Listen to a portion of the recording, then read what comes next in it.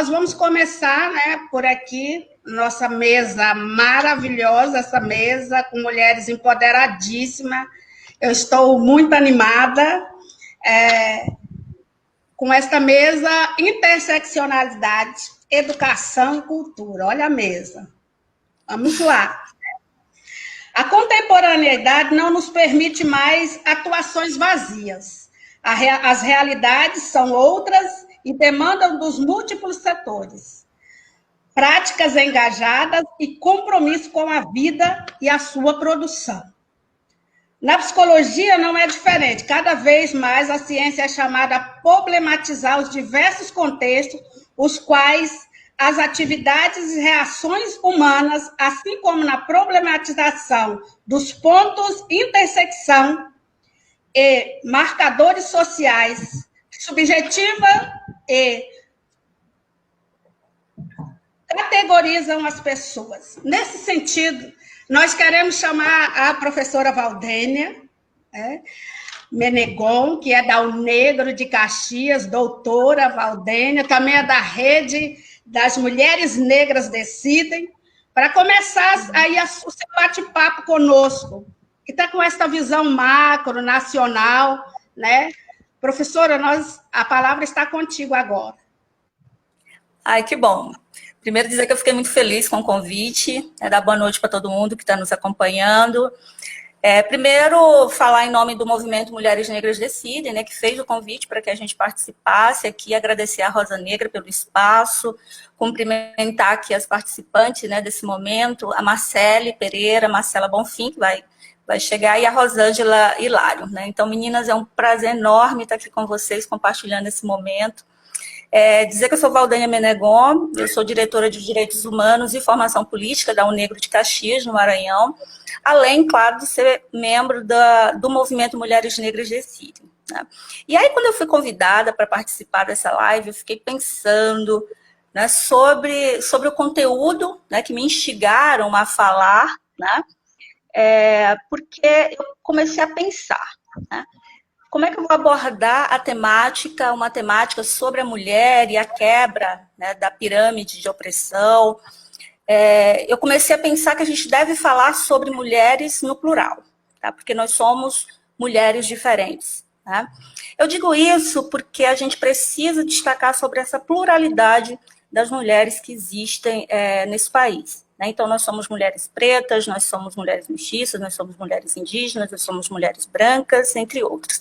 Somos cis, somos heteroafetivas, lesboafetivas, enfim, ricas, pobres. Então, existe uma diversidade, com ou sem deficiência, então existe uma pluralidade enorme de mulheres. Inclusive, a gente falava agora há pouco que nesse momento está sendo permitido que a gente mantenha esse contato entre, por exemplo, mulheres de Rondônia, de Brasília, de São Paulo e do Maranhão. Então, nós somos mulheres que também vivemos em regiões diferentes desse país. Né? E aí, quando a gente vai falar sobre interseccionalidades, a gente necessariamente tem que frisar, enfatizar que o patriarcado, o capitalismo, o gênero, o racismo e a necropolítica, ela vai atingir de forma diferente as diferentes mulheres que compõem esse país.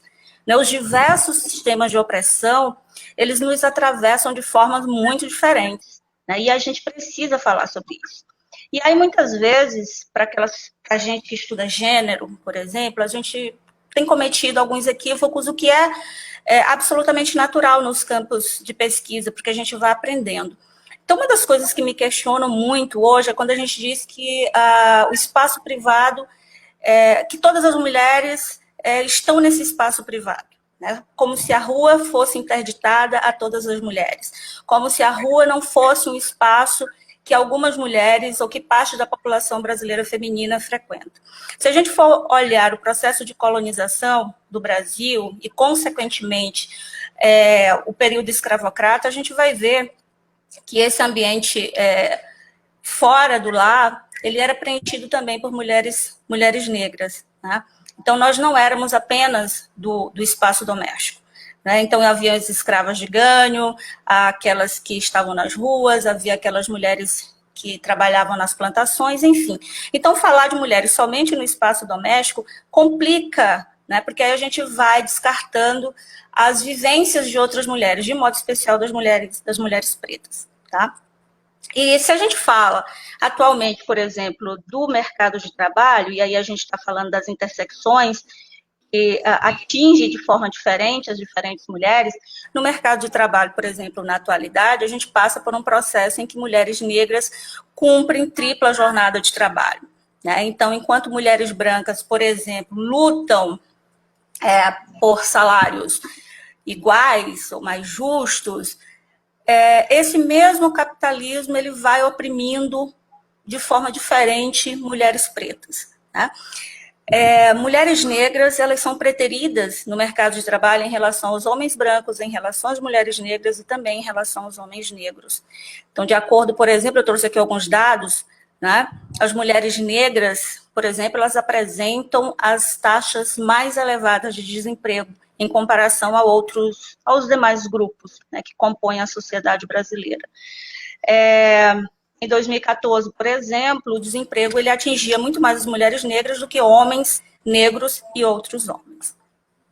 E aí, o que a gente quer falar com isso? É que dentro desse aspecto econômico, a gente quer dizer que esse modelo de economia que a gente adota, que o Brasil, que o país tem adotado ao longo do processo, acaba atingindo de forma muito mais opressiva essas mulheres pretas. Então, quando a gente vai falar de interseccionalidade, a gente começa a pensar que o capitalismo, o racismo e outros mecanismos de opressão acaba atingindo de forma muito mais intensa um determinado grupo de pessoas e, especificamente, eu acho que a gente deve tratar sobre o modo como essas intersecções vão atingindo essas mulheres negras, que são aquelas que são mais atingidas, né? Se a gente for falar agora de pandemia, a gente vai perceber, a gente estava falando agora há pouco aqui na sala, né? A gente vai perceber que os números, por exemplo, da violência doméstica aumentaram muito no país. E aí, quem é o principal alvo, né, dessa violência doméstica? Mulheres e, de modo mais específico, mulheres negras. Se a gente for para o campo da política, né, no campo da representação, a Rosa aí que está se colocando como pré-candidata, a gente vai ver, então, um enorme disparate, né, entre como essas mulheres negras estão aí disputando essas eleições e outras passadas, né?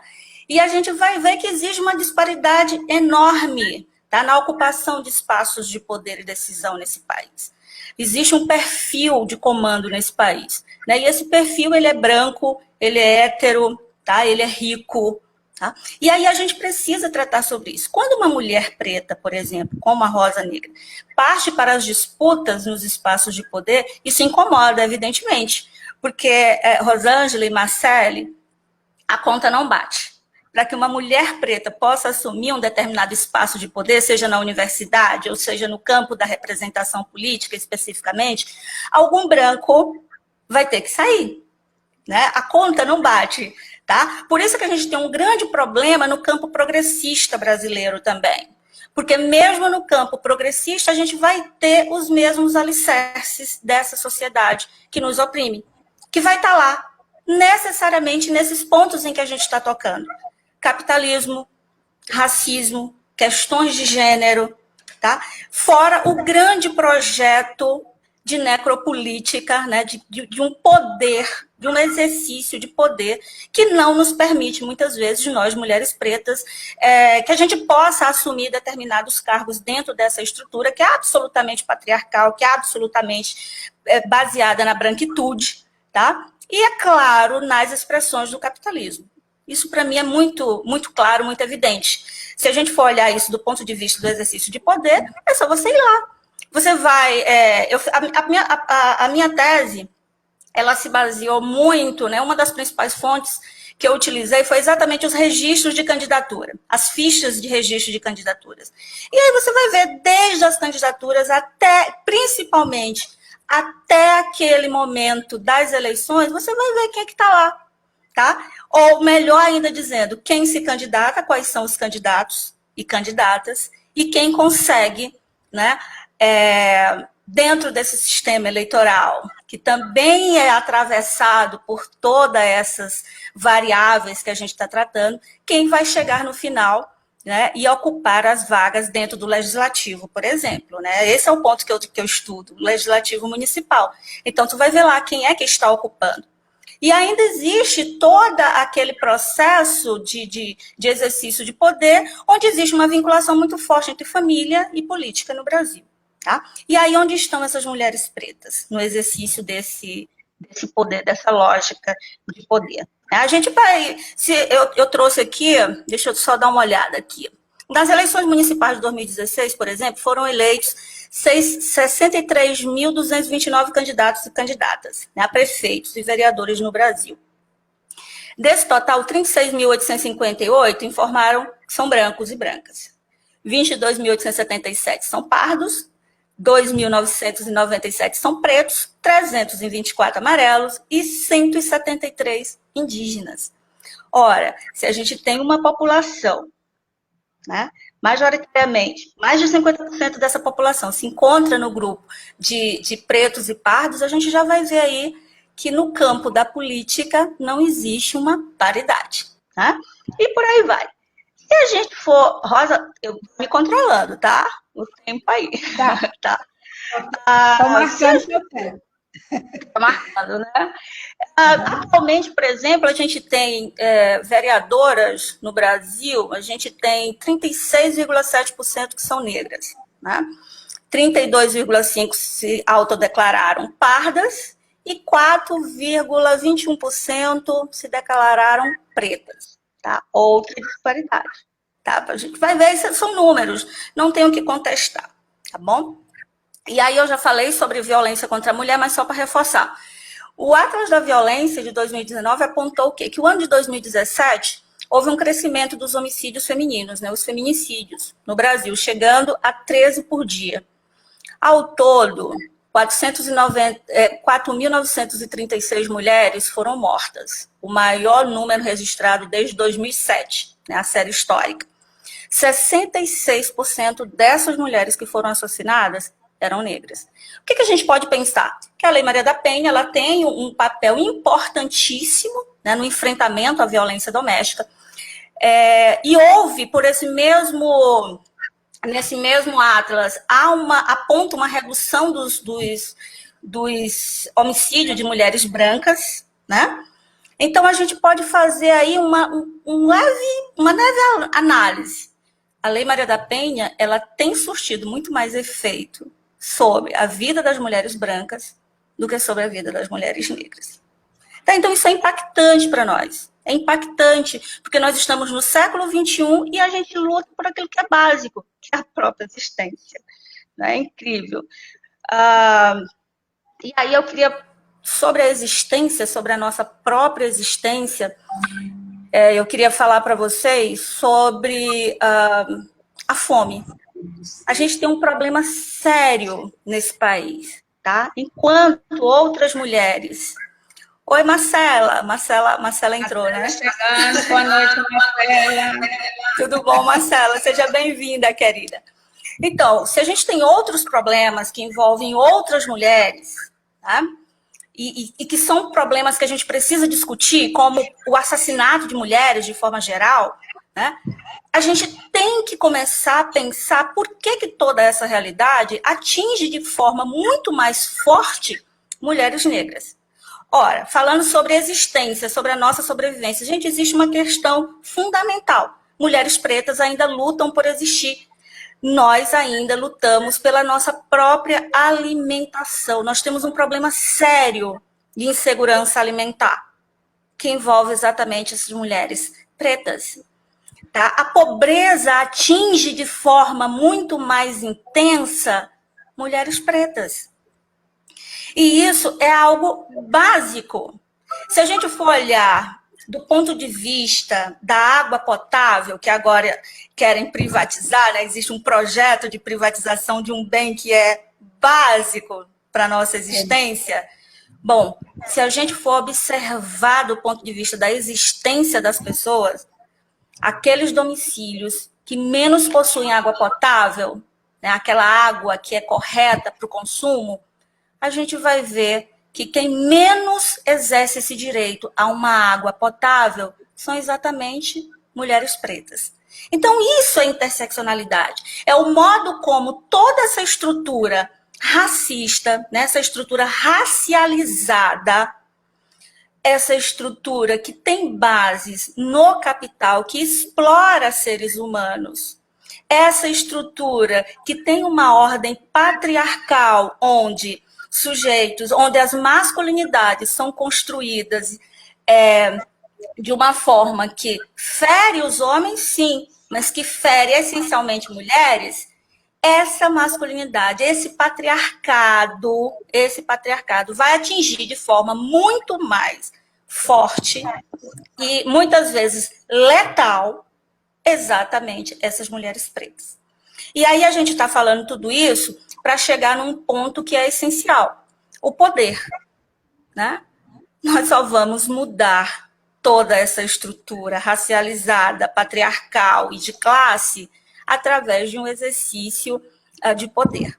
Então, o que a gente está discutindo muito aqui no Maranhão? A necessidade de sulear as nossas práticas, tá? Propor um modelo de sociedade não baseada no norte, não é para nos nortear, porque algo deu muito errado nessa sociedade que foi norteada. A gente precisa necessariamente agora sulear, buscar na diversidade, na unidade da África, resposta para os nossos problemas. Porque essa realidade marcada por essas intersecções tem afetado de forma muito negativa essa população preta. Então, a gente defende que existe um projeto de eliminação dessa população, que se constitui numa prática de necropolítica, né, exercida pelo Estado brasileiro há anos e anos e anos. E que a gente precisa agora demarcar um território, né, demarcar uma prática, não é uma prática nova, mas buscar na nossa ancestralidade um novo modelo, ou um modelo de sociedade, vamos dizer assim, um modelo de sociedade, baseado em quê? Baseado no aquilombamento, né? Essa é a nossa defesa. Tá? É o aquilombamento, que não é a mesma coisa de comunismo, que não é a mesma coisa de socialismo e que não é muito menos capitalismo. É uma prática advinda do sul, né? Da África. Tá? Então é isso que a gente defende, que a gente está procurando estudar, a gente está procurando se unir. Inclusive aqui eu compreendo esse momento em que nós 5 estamos aqui, é um processo de aquilombamento. Quando eu estou aqui no Maranhão, vocês estão em Brasília, São Paulo, Rondônia, enfim, nós estamos buscando mecanismos de proteger umas às outras. 2 minutos. Né?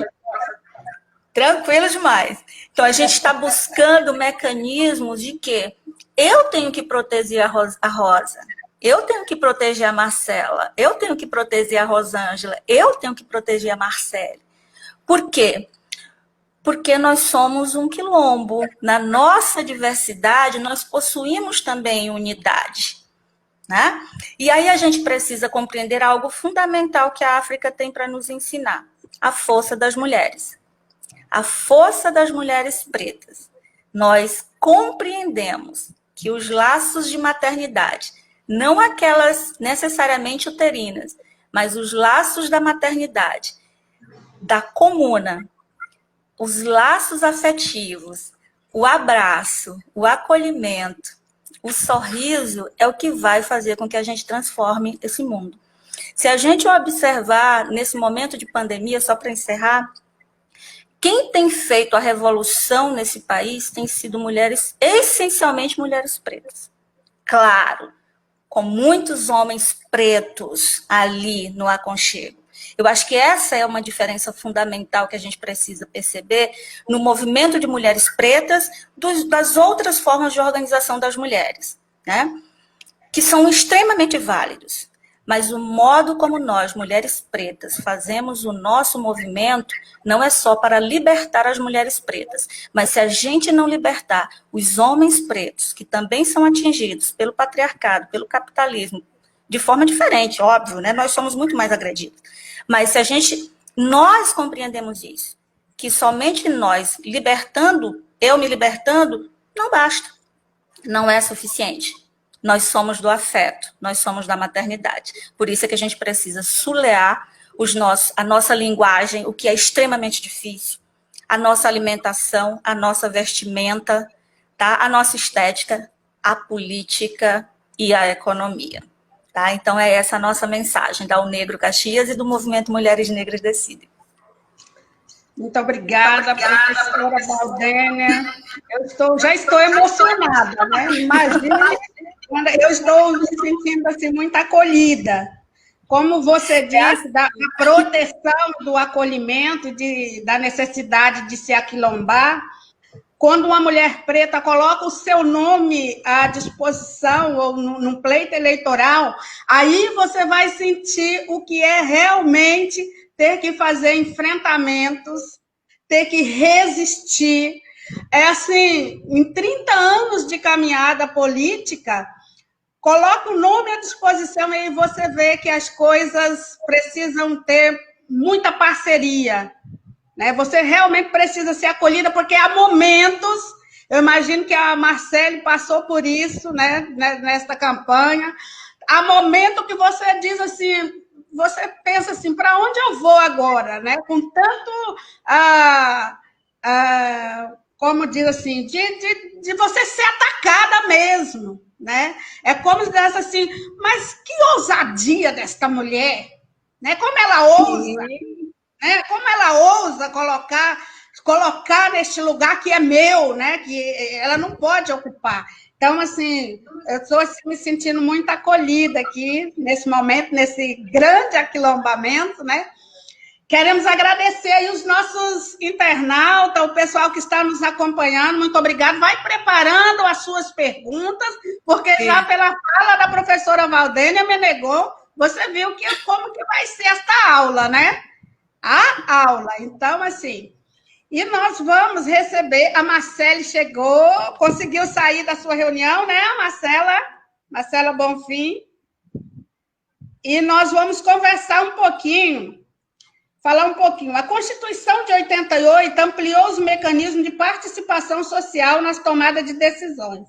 E com a ampliação dos mecanismos de participação social, estimulado pela Constituição, evidenciou um processo de redefinição do papel do Estado com base na universalização dos direitos e da cidadania. Conversar um pouquinho agora com a professora Marcele Pereira, como que a interseccionalidade, a educação e a cultura impacta na vida dessas pessoas. Falando da universalização dos direitos de cidadania. Bom, muito obrigada, professora. Você tem 15 minutos, ok? Tá bom, Rosa. Me ajuda com o tempo, tá? Assim como a Valdênia, às vezes a gente se empolga, né? E eu quero empolgar também as companheiras todas aí. Eu quero agradecer muito a oportunidade, agradecer a Rosa por esse convite lindo, pela coragem também, né, de se predispor a nos representar nos pleitos aí que virão.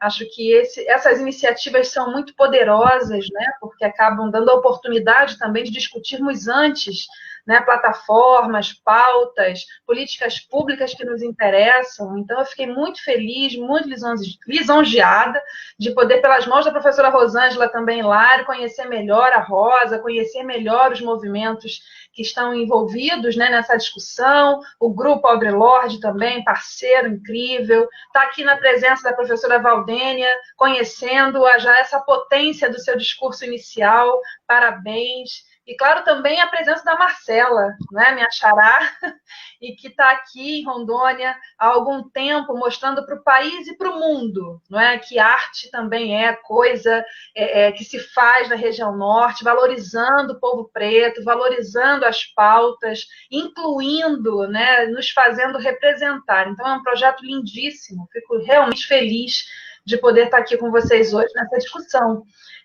Falar sobre interseccionalidade, falar sobre educação, sobre direitos humanos, sobre igualdade, isso são sinônimos, né? A gente está vivendo hoje no nosso país um momento onde a comunidade negra, os movimentos negros, as mulheres negras e pretas, né? Nós estamos muito mais unidas do que já estivemos um dia.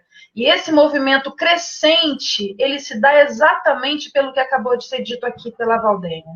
Nós nos protegemos, nós nos amparamos, nós nos ajudamos nesse processo de construção coletiva de pautas que certamente devam nos incluir.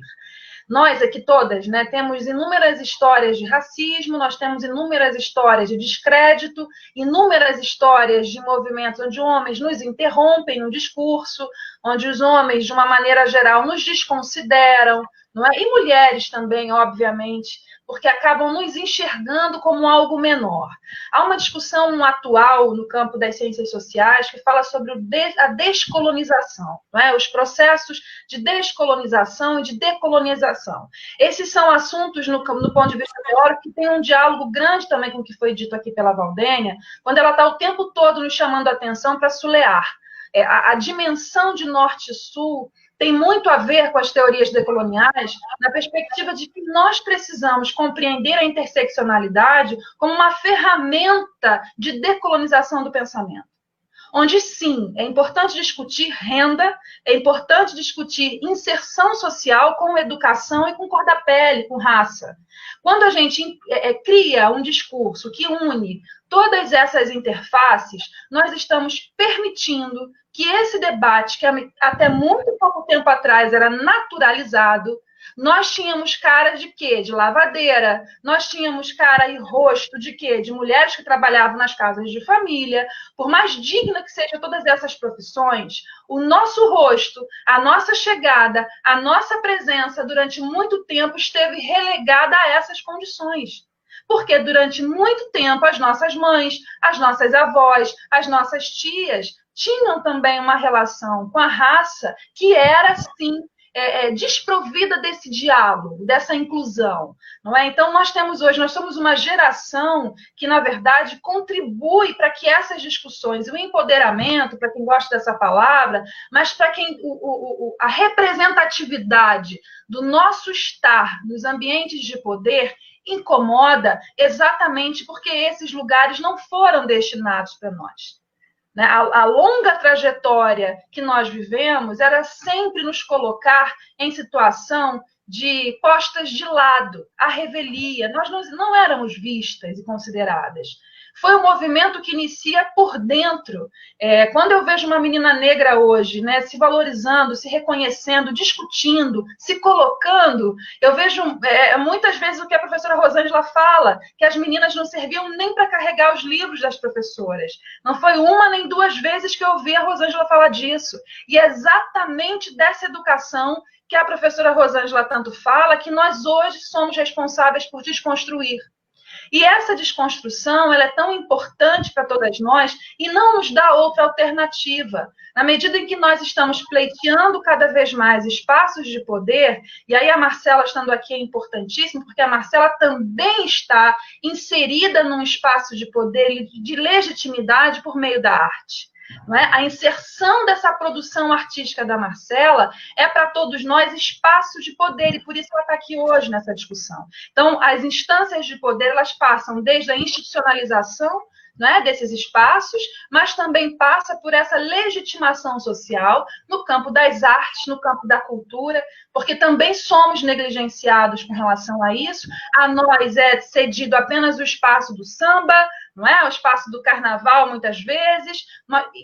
Isso é a colonização do pensamento, que olha para todos nós, para todas nós, né, ponto desse debate, como se nós fôssemos objetos, mercadorias, e que servíssemos apenas para uma dimensão da nossa sociedade. Ao nos retirarmos desse lugar com muita luta, com muita batalha, o movimento negro está aí, não é? Batalhando isso, políticas públicas nacionais foram pensadas para diminuir esse vazio e esse fosso, e hoje nós estamos vendo a descontinuidade disso com muita tristeza, né? Com muita mágoa, exatamente porque a nossa bandeira também, do ponto de vista das políticas públicas nacionais e locais, mais estão abandonadas. Então, é necessário realmente ocupar cada vez mais esses diversos espaços sociais, exatamente para que possamos demonstrar para essas jovens mulheres e para as mulheres também que não são tão jovens assim, mas que ainda têm resquícios desse pensamento colonizado, ainda se veem num processo de inferiorização, nós precisamos batalhar que esse movimento se fortaleça a partir da nossa representatividade. É aí que entra um fator extremamente difícil para todas nós também, porque não só ocupar o lugar de poder é importante, mas é importante também essa articulação nossa para que possamos nos manter, e nos manter fortalecendo as bases e os movimentos. Porque, infelizmente ou felizmente, dependendo do ponto de vista, quando nós ocupamos os espaços de poder, nós não ocupamos sozinhas. Nós trazemos para esse espaço de poder um coletivo poderoso, um coletivo de mulheres, um coletivo de compromissos, dos quais a gente não vai poder, de forma nenhuma, ignorar. A nossa estada nesses lugares representa muito. Então, esse cuidado que nós devemos ter com o discurso, com as pautas, com a com a articulação, né, interação das necessidades das populações negras, das pessoas, das mulheres negras, elas precisam vir à tona e precisam vir com propriedade e, de uma forma muito clara, serem prioridade dos nossos discursos, das nossas atuações. A gente fala muito da ideia da descolonização do pensamento, da decolonização do pensamento, e aí tem vários teóricos que estão trabalhando também essa discussão, né, com relação à colonialidade do ser, do saber, do poder, não é? Que faz toda a diferença para compreender por que a lógica e por que o racismo estrutural ele se fortalece mais a cada dia, ao invés dele recrudescer, ele se fortalece. Então, a luta para nós também é uma luta bastante injusta, e o tempo todo nós precisamos estar reforçando e reafirmando determinados posicionamentos, exatamente porque é o imaginário colonizado que nós precisamos romper.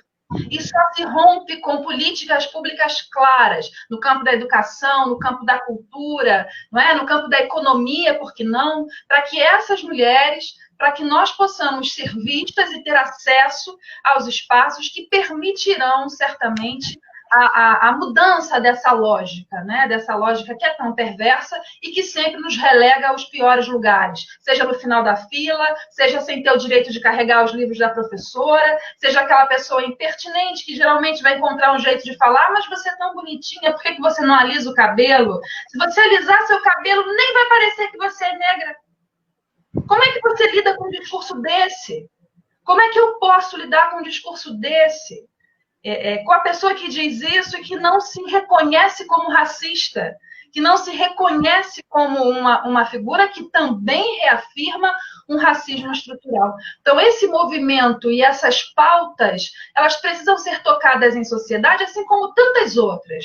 Nós temos hoje um coletivo de pautas, seja a questão indígena, que é fundamental. Nós temos um coletivo de pautas hoje sociais que precisam ser consideradas na estrutura e na hora de ocuparmos esses lugares de poder, mas necessariamente essas pautas precisam ser desenvolvidas e políticas internas, no caso da universidade, no caso dos vereadores, do legislativo, do executivo, do judiciário. Quanto mais estivermos presentes nesses lugares, mais essa pauta será considerada prioritária. Porque, do contrário, ela passa a ser, mas você é mulher como todas as outras mulheres, então não estou entendendo.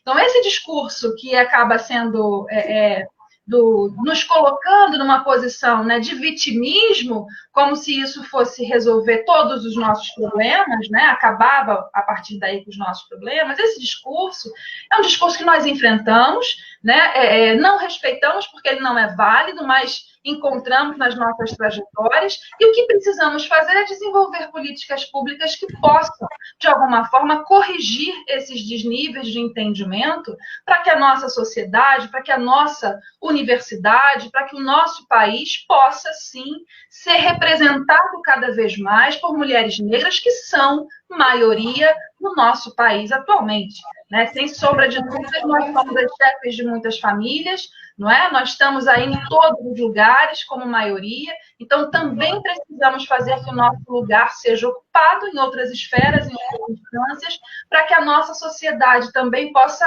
enxergar essa pauta de forma diferente, com mais respeito, compreendendo melhor, né, essas pautas de articulação e compreender, sim, claramente, que está relacionado renda, raça e situação social, posição em sociedade, educação que é oferecida a partir desse lugar que você está.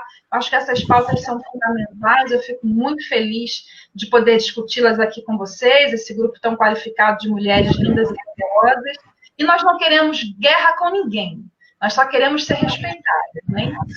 Então, nós precisamos cada vez mais ter o nosso espaço respeitado. Acho que esse é o caminho. Obrigada, Isis. Desculpa se eu falei um pouquinho demais. Depois eu queria fazer merchandagem com um livro de uma amiga museóloga, a Joana Flores, uma mulher incrível, empoderada demais, maravilhosa, que escreveu Mulheres Negras e Museus de Salvador, Diálogo em Branco e Preto. Tem uma análise incrível sobre o papel dessa mulher, o corpo dessa mulher, e como ela é representada nos museus em Salvador. Acho que fica a dica, vale a pena, só para mandar um beijo para a Joana Flores aí, depois eu posso dar a dica para vocês, está fresquinho. Obrigada, gente. Obrigada, professora Marcele. Foi, assim, pontual, como diz a professora Rosângela, cirúrgica. Agradecer a todos que estão nos acompanhando, dizer que vão preparando aí as suas perguntas, né, as suas contribuições aqui. E agora nós vamos falar com ela, a Marcela Bonfim. Marcela, a interseccionalidade é uma lente sobre a interação estrutural e seus efeitos políticos e legais? Marcela é fotógrafa e também é economista e retrata a Amazônia através das suas lentes, né? A Amazônia Negra. Muito bem-vinda, Marcela. É contigo, você tem 15 minutos. Olá, gente, boa noite. Boa noite a todas e a todos, a todes. É uma honra, né, estar dentro desse quilombo, né, de ideias, principalmente, né. Hoje, eu acho que a comunicação nos traz esse poder, de poder expressar aquilo que não é só nosso, mas que vem de uma carga muito anterior, e que a gente vem trazendo, assim, dessa maneira, né? Dessa maneira, vivendo hoje, mas sempre voltando a essas reminiscências que são muito, muito presentes, né? Na formação das nossas crianças, né? Feridas, na formação desses adultos, né? Cheio de complexidades. E é muito importante, né, hoje estar podendo discutir sobre a cor da nossa pele. Né, por surpresa, eu dentro da imagem não imaginava. Né, a Marcele falou sobre planos imaginativos, e é sobre isso que eu acredito que, né, principalmente esse temão, a interseccionalidade, né, que se fala, decolonialidade, é por isso que a gente passa, né? Dentro desses planos imaginários que afetam a gente de todas as formas, né? Em todos os planos, principalmente no plano físico, da imagem. Então, é importante hoje ter um espaço que a gente consiga reunir essas ideias e pensá-las de uma maneira que a gente consiga, todas nós, compartilhar de cada pedacinho, porque cada um aqui vive, né, em lugares que são especiais. Esse corpo político está presente, né? Eu também da fotografia, eu acho que é um lugar muito especial e fundamental, né? Hoje eu venho batalhando nesse campo aí de forma consciente há cerca de quase 10 anos. Eu faço 10 anos de Rondônia esse ano, né? E celebro esse corpo, né, redescoberto. Eu acredito que a descoberta tem muito mais a ver com algo interior, né? Aí vem os portugueses, os europeus falando em descoberta. Né? E hoje eu venho ressignificando essas questões, né? O que seria uma descoberta, uma redescoberta? Então, o meu corpo, eu redescobrindo dessas sombras todas, né, essas potências, né? Então é importante a gente elucidar essas potências que aqui estão presentes, né? mulheres potentes nos seus campos políticos, nos seus campos artísticos, nos seus campos educacionais, nos seus campos dentro de casa. A economia começa dentro de casa, né? É um princípio importante da gente pensar. Então, hoje, tudo, eu vejo a imagem como um plano econômico, assim mesmo, porque a gente precisa organizar esses campos de maneira que a gente consiga se sentir bem, né? A economia, existem várias escolas, né, se apropriaram, né? A gente fala de apropriação o tempo inteiro, a cor da nossa pele é uma economia apropriada, a gente vem tentando resgatar essas apropriações, né, reapropriações, né? E vem tentando também trazer ressignificações sobre isso, ressignificados, reposicionamentos, que são lugares que agora a Rosa Negra entrando nesse processo, Marcele já ingressada dentro desse outro processo, de qualquer maneira, né, a gente tem todas as questões políticas que tramitam por aí, mas foi escolhida, né, então isso é muito importante, eu acho que isso é onde a gente olha ao que está ao nosso redor, né, que somos nós, né, a população acadêmica, principalmente, e vê os aspectos de mudança acontecendo. Então, o plano da imagem é um plano fundamental hoje para discutir, principalmente o racismo, né, mas é preciso estar por dentro da imagem. A Marcela falou, né, de estar por dentro. Eu trabalho muito a imagem por dentro. Hoje eu venho pensando, estou aí investindo hoje o acesso da mulher negra também, né, a Valdemia falou sobre o Maranhão. Salve, Maranhão. Eu conheci o Maranhão aqui em Rondônia e depois me apaixonei mais quando eu fui até aí. Eu dei meu primeiro tombo na praia, foi importante. Rodei o tambor de crioula. Então, falar dessa Amazônia Negra é falar sobre, principalmente disso, querido. É dessas potências que estão aqui, o Marcele surgindo aí agora nesse campo, mas já vem uma batalha já, né? Realizou um fórum internacional dentro de uma comunidade ribeirinha. Então, são aspectos que são muito interessantes da gente colocar e mostrar que existem exemplos de mulheres pretas aí fazendo pressão. Teresa de Benguela é nosso mártir, né? Que eu acho que é a maior referência, acho que a gente precisa brindar mais isso nos encontros, né? Agora, o mês de julho, né, a gente fez, em 2015, a mística de Benguela, para celebrar esse corpo da mulher preta, né? As mulheres barbadianas, aqui eu vi a potência do que é uma matriarca barbadiana, o que é uma mulher Johnson, colocar seus 17 filhos, né? Dos 17, 15 estudou, numa época onde ali, 3 dias para chegar aqui em Cuiabá, 4, 5 dias, 10 dias de ônibus, né? O Bu Johnson Júnior, professora Eunice Johnson, enfim, tia Lodinha. Olha, Dona Úrsula Malone, Dona Nicássia, Dona Ana Maria Ramos. Então, falar dessas potências pulsantes, para mim, é um campo de entendimento do meu próprio corpo, né? Eu levo isso. Eu vejo uma mulher preta crescendo e eu vejo, poxa, olha o que estava oculto, né? Mas Teresa de Benguela ensina que isso é bem anterior, então a gente pode, né? Eu trabalho com otimismo também, né? A minha avó, porque eu aprendi com a minha avó, né? Por isso que eu falo sempre a gente precisa voltar um pouco. A minha avó, penteando meu cabelo, ela sabia que eu queria o cabelo daquelas meninas que estudavam no meu colégio, mas ela mostrava para mim a nossa beleza, mas mostrava também o sacrifício que era se entender naquele padrão. Mas eu estava lá, embranquecida na mente, né, na cabeça.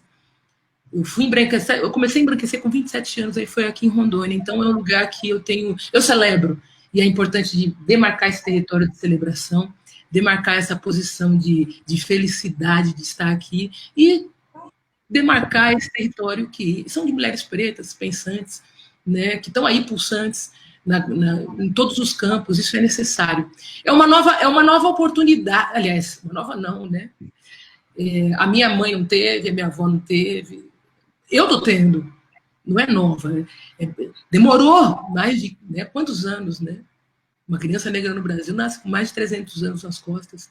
Hoje eu celebro meu corpo dentro da fotografia, dentro da economia, dentro da música, mas são pressões que vêm. A música tem um campo masculino, branco, a fotografia é esse campo desde sempre, foi criado nesse esteio, né? O teatro já é algo mais libertador, foi o que me ajudou muito, Bizarros aqui no período, a ressignificar, aprender, porque é um processo, né? Hoje eu estou aí me abrindo à escrita, né?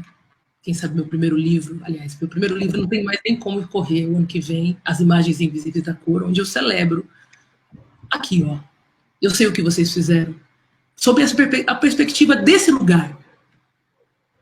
Né? Ao chegar aqui imaginando alguma coisa, eu imaginava uma coisa que é essa relação entre ideia e lugar que a gente precisa sempre estar conivente dentro do nosso corpo. Porque às vezes o que eu penso sobre você não é o que você exatamente está pensando, ou exatamente você é, né? Enfim, são relações que a gente precisa respeitar. Né? Então, ao chegar em Rondônia, a colocar meus pés nesse lugar, eu vi que existia algo que não era dito, né? Que não era escrito na oficialidade, que não era divulgado, que não era visível. Aliás, completamente invisibilizado. A cor, um aspecto da cor da pele da Amazônia, que também é negra. E quando a gente fala em enegrecer nesse lugar, eu falo também sobre trazer a propriedade indígena, porque isso aqui é muito anterior. Mas essa relação, eu trabalho, quando falo de fotografia, eu discuto a autoria da imagem pela relação. Né? De quem que é a imagem? A beleza é nossa. Né?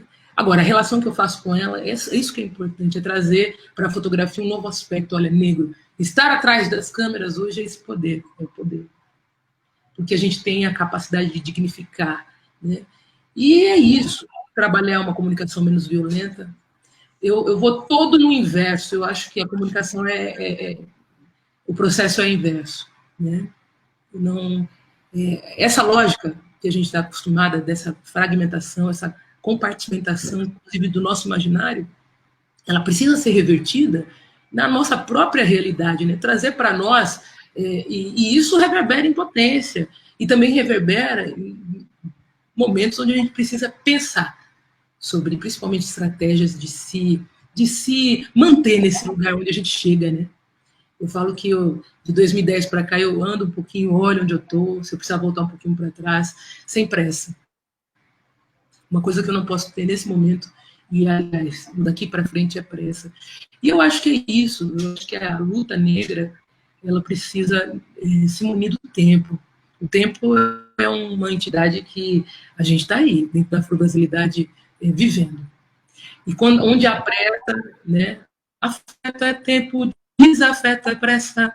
Então, saudar vocês, mulheres, saudar a Marcela a essa nova responsabilidade, que eu falo que é muito interna também, eu sei que você leva isso para si, então não preciso nem dizer mais nada, dizer esse axé. A Rosângela, né, um trabalho que vem, hoje eu peguei o presente que você me deu, que é aquele marco, que marcou muito, né, eu falo que as relações, por isso, né, ao conhecer as pessoas, eu me reconheço também, por isso que eu sempre busco o melhor das pessoas. E a gente teve uma oficina, foi tão fantástico, que só a Rosângela apareceu, e ali, cara, a gente pôde viajar no tempo, viajar nas nossas memórias, viajar no nosso melhor, não foi? Você, minha querida do Maranhão, é uma satisfação saber do seu envolvimento, saber, tá aqui, ó, o Maranhão tá aqui, viu? Nós temos aspectos, aqui a terra, você chega e repara, você não sabe, é Bahia, Maranhão, é o mundo inteiro nesse lugar, é muito cosmopolita. E a Rosa Negra, estamos aí, né? A força. Eu acho importante encontrar meu corpo em todos os espaços. Eu acho importante também a gente trabalhar a questão das responsabilidades, mas também vendo, teve um exemplo que eu estava falando hoje para algumas pessoas, de uma mulher negra que é uma cientista, que houve um problema no currículo dela depois, né? E como o nosso corpo é frágil, né? Isso que vocês estavam falando aqui no alongamento, como é frágil. Então, para nós fica a responsabilidade de cuidar dessa fragilidade. A gente olha, minha avó falava, e isso é muito real, minha filha, cuidado. Né? Vai ter que provar 20 vezes mais e ainda é capaz de ser considerada como uma pessoa que não fez nem 30% que você fez, viu? E outra, qualquer tipo de erro é um tombo na certa. Então, mulheres, é bom a gente se colocar nesse lugar, né? Eu fico perguntando, cadê essa mulher? Eu pergunto nela hoje nesse espaço público. E quero que vocês perguntem em outros espaços públicos, cadê essa mulher? Porque a penalidade para a mulher preta é muito sério, é desde lá, né? Então é isso, gente. Exercer o matriarcado é perguntar cadê Marielle, é perguntar cadê essa mulher, essa cientista que... Olha, gente, pelo amor de Deus, né? O erro, eu estava falando sobre o erro numa live passada. Eu toquei piano, deu uma errada na nota no final, eu falei... Aí tem gente que fala, não pode errar. Eu faço. Independente do erro ou não, eu faço. Então eu fui criada nisso. Faz, vai no caminho, não tem essa, vai no caminho. E o caminho, esse lugar aqui, Rondônia, para mim é um chão, né? Foi aqui que eu aprendi, foi no caminho. E esse caminho que está aberto aí, né? Coração aberto, principalmente. E a cor aí, a cor aqui, cada vez mais acentuada e aberta a discussões, a incorporações mesmo de ideias, de formas da gente se libertar. Porque a imagem é um cárcere, principalmente hoje para a população negra, indígena, LGBT, enfim, a gordofobia. Hoje a gente estava falando isso sobre no balé clássico. Você quer falar de colonialidade, um lugar mais colonial do que o balé, né? Hoje meu corpo querendo se sustentar, eu louca para ir para a dança, mas olhando, falando, gente, o padrão, o piano também não é meu padrão, mas eu posso estar onde eu quiser. Então, mulheres, que possamos estar juntas, axé, e estamos juntos. Muito grata pela oportunidade. Obrigada, Marcela. Quero agradecer pela sua fala. Marcela, eu liguei para a Marcela esses dias meio que angustiada, né? Marcela, indica alguém que eu preciso fazer umas fotos e tal. Aí a Marcela disse, não, eu vou fazer as suas fotos. Eu vou fazer as suas fotos, só marca o dia, onde é que nós vamos, e que eu vou estar fazendo as suas fotos. Eu fiquei, assim, muito feliz. Quero agradecer aqui a Marcela pela disponibilidade. E naquele momento eu me senti muito acolhida. Por que eu me senti acolhida? Porque eu estava assim, quem vai me fotografar? Tem que ser alguém que você tenha confiança, né? Que seja, né, dos seus iguais. E aí a Marcela dizer, não, eu liguei para pedir uma indicação, que eu sei que a Marcela, as fotografias dela são diferentes e tal. Ela disse, não, eu quero te fotografar. Então, assim, eu fiquei muito feliz, quero agradecer, Marcela, pelas suas vivências, né? Eu estava fazendo uma pesquisa sobre as mulheres negras de Rondônia, até conversei isso com a professora Rosângela Hilário há um tempo atrás. Onde estão as mulheres negras de Rondônia, né? Tantas mulheres que fizeram histórias. E aí lá tinha eu encontrei a Marcela, antes de conhecê-la, eu encontrei a Marcela Bonfim, fotógrafa e tal, procurando essas mulheres. Mas é muito bom ter você aqui conosco, Marcela. Muito obrigada pela sua fala, trazer aí as suas experiências. E agora, eu quero agradecer também à equipe aí, as minhas companheiras do Sintero, que estão todo mundo aí na live, companheiras e companheiros, né, que estão aí participando. Muito obrigada. Obrigada também pela força, pelo carinho, né, por caminhar comigo. E quero apresentar a maravilhosa, né, Rosângela Hilário. De vez em quando ela fala umas coisas, 3 horas da manhã, aí eu disse, meu Deus, socorro, Jesus. Mas, assim, que tem nos ensinado muito, tem caminhado conosco, né? Tem tido uma generosidade incrível com a gente. As mulheres negras no Brasil compõem um grupo sobre o qual incidem diferentes eixos de opressão. Portanto, medidas voltadas somente a superar as desigualdades raciais ou exclusivamente a combater as desigualdades de gênero são insuficientes para a promoção da cidadania plena das mulheres negras. Mas como seria uma política realmente que venha de encontro com uma política feminista negra? Professora doutora Rosângela Hilário, né? Também é jornalista.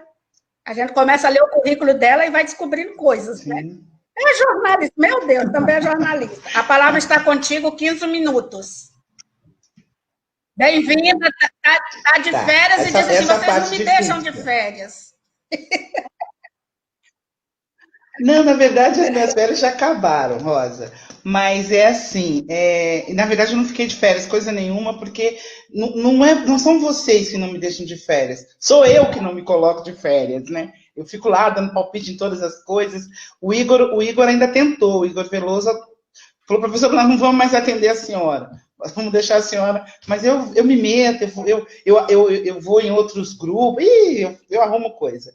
Eu quero dizer uma coisa para vocês, antes de eu começar a falar mesmo, que é assim, Eu tenho muito orgulho de ser fotografada pela Marcela Bonfim. Eu tenho uma foto lá em casa que foi a Marcela Bonfim que tirou minha e eu transformei num quadro. Mas eu tenho muito mais orgulho de ter sido, acho que uma das poucas pessoas que fotografou a Marcela e ela achou a foto perfeita e aí nós transformamos num quadro. É desse quadro, é desse marco que ela estava falando agora há pouco. Isso eu já vou botar rápido no meu currículo. Eu tinha esquecido, mas agora já vou botar lá no lado, que eu sou uma pessoa que fotografou, a fotógrafa, eu acho que hoje, de gente preta mais conhecida no Brasil, inclusive fora dele. Eu estava conversando com um amigo meu colombiano, ele disse, pô, você está no mesmo estado de Marcela Bonfim? Eu falei, estou. Minha amiga, faço questão de dizer, minha amiga, né? Enfim, a Rosa me fez uma provocação, me deixou por último, que é uma responsabilidade, né? E porque as pessoas, as meninas, as mulheres que me antecederam, elas foram, como diz você muito bem colocou, cirúrgicas e pontuais. E tá falado. Aí sobrou para mim falar um pouco, eu penso, sobre o feminismo negro. E antes de falar, eu queria ler, porque eu vou começar a minha fala a partir desse poema da Maya Angelou, que chama Eu Me Levanto. Assim como a lua e o sol, com a certeza das ondas do mar, como se ergue a esperança, ainda assim vou me levantar.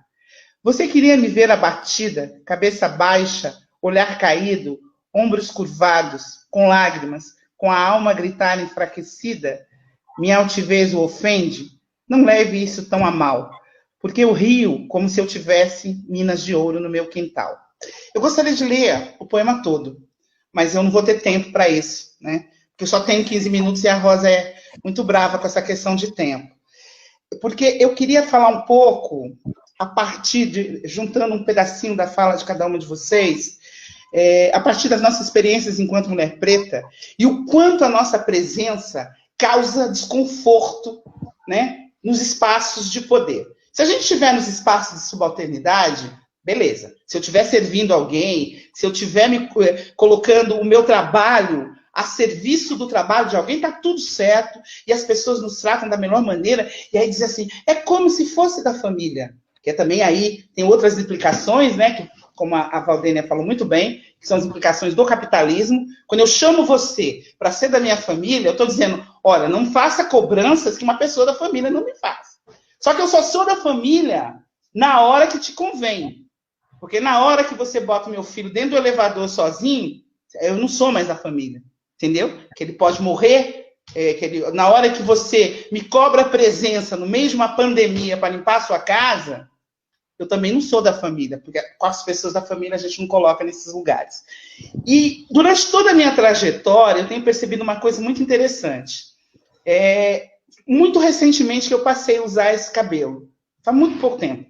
Acho que não tem um ano ainda, né? Eu comecei muito devagar, por conta da Sofia, da minha Sofia, porque a Sofia dizia, bom, bonito você vai me dizendo que a gente tem que assumir o nosso lado de mulher preta, a nossa estética, mas você não faz isso, né? Porque o seu cabelo já amanhece pronto. Mal sabe ela que não é bem assim que a coisa funcionava, né? Você dorme quase sentada, quando você faz escova, né? Você dorme quase sentada para não ter que desmanchar o cabelo, porque senão não adianta também.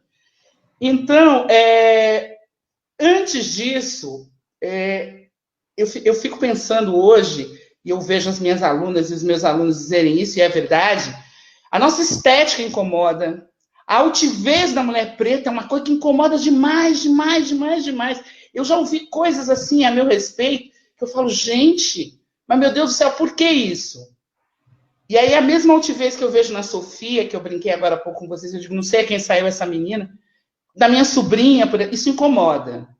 Porque a gente não fala, por favor, eu posso entrar aqui? Olha, eu tenho esse diploma aqui, eu posso fazer esse trabalho? Não, eu digo, eu vim aqui, eu me qualifiquei para isso, eu quero saber o que tem para eu fazer. Por onde que eu vou começar? Né? Essa coisa de ser muito... já me deu o nome de prepotente. O que a qualquer outra mulher branca seria considerado uma qualidade, em mim é considerado um defeito. O fato de eu dizer assim, gente, eu tenho um orgulho danado de ter estudado na USP, porque eu sei como é que é para chegar lá. E eu não tenho orgulho de que eu tenha sido, em grande parte da trajetória, a única aluna.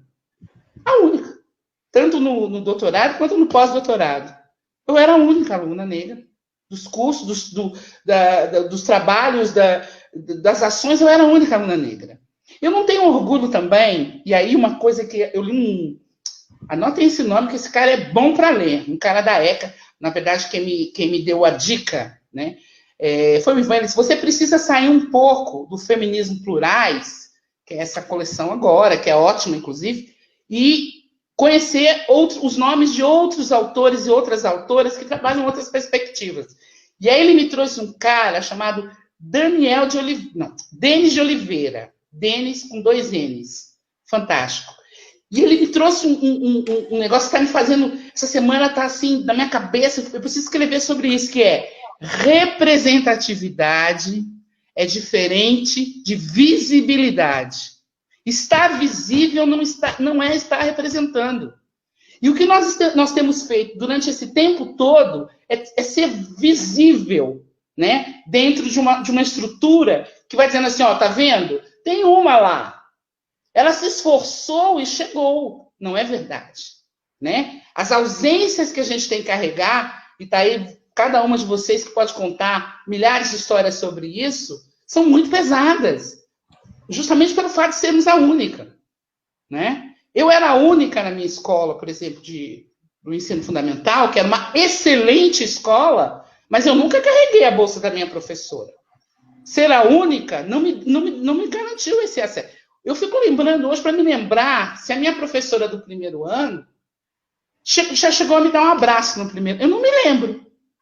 Eu faço aniversário em dezembro, e antigamente dezembro já não tinha mais aula. Então, no meu aniversário, certamente eu não ganhei abraço. Mas eu não me lembro de outra ocasião, que era uma ocasião... não me lembro. Aquela coisa de beijinhos na final da... Não me lembro disso. Então, ser mulher preta nos espaços de poder é estar sozinha.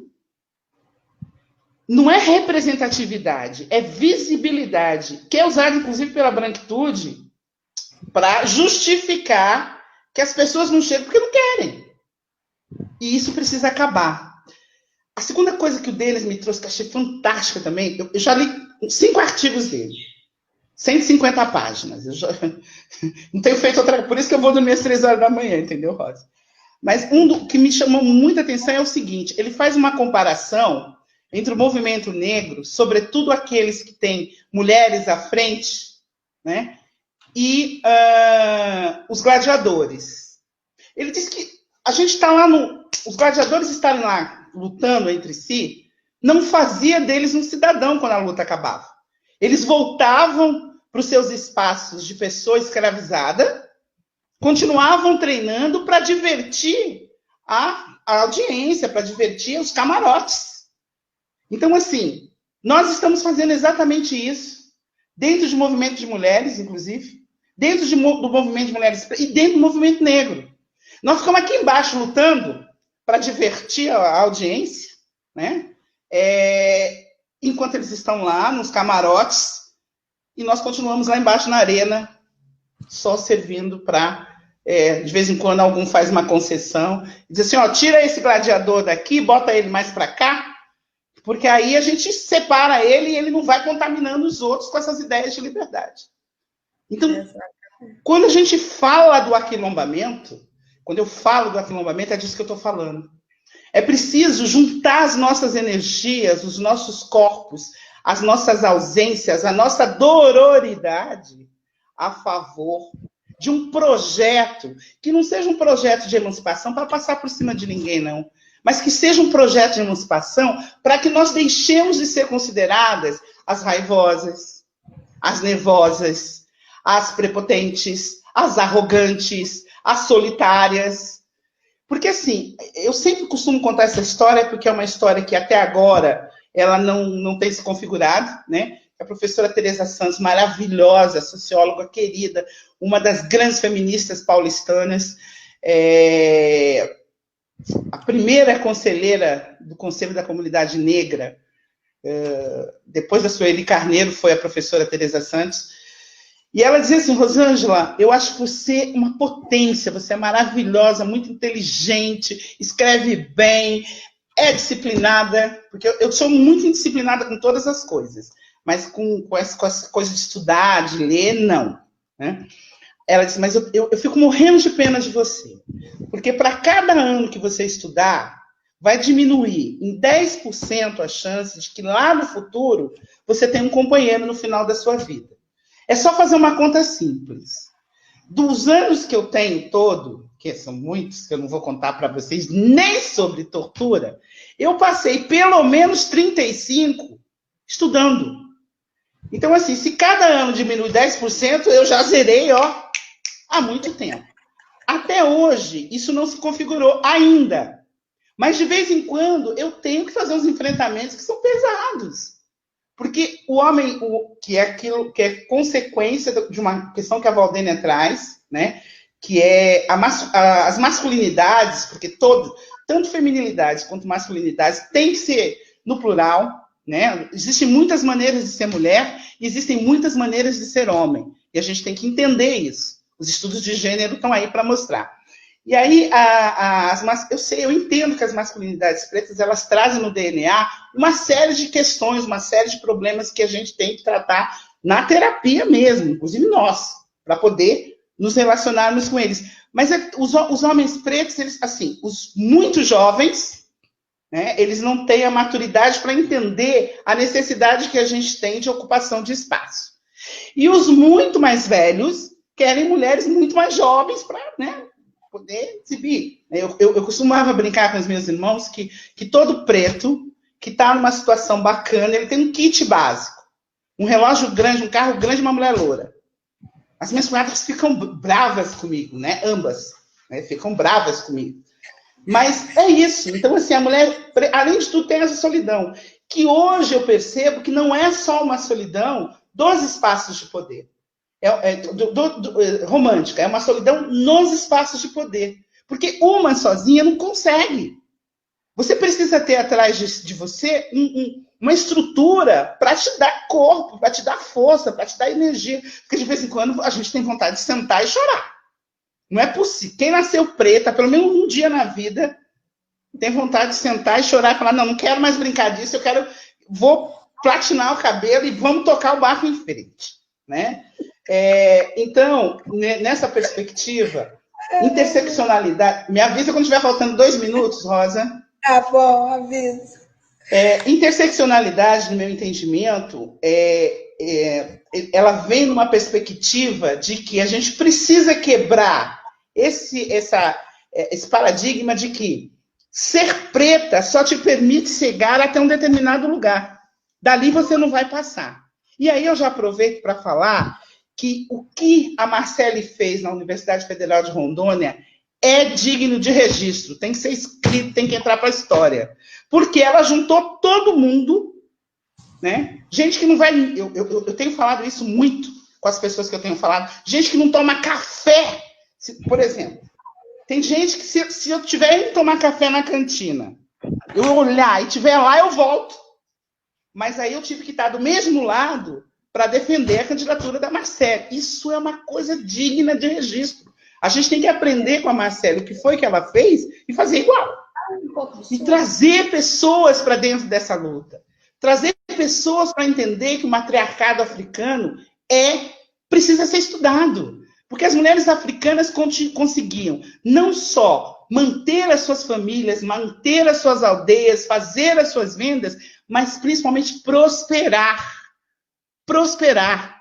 E aí, já entrando na questão que a Marcela Bonfim falou, da Teresa de Benguela, que é minha madrinha na academia, eu ocupo a cadeira 18, cuja madrinha foi criada para mim. Eu sou muito grata ao presidente da Academia Rondoniense de Letras, o William, porque ele disse, não, Rosângela, nenhuma dessas cadeiras aqui serve para você. Para você tem que ser uma cadeira nova.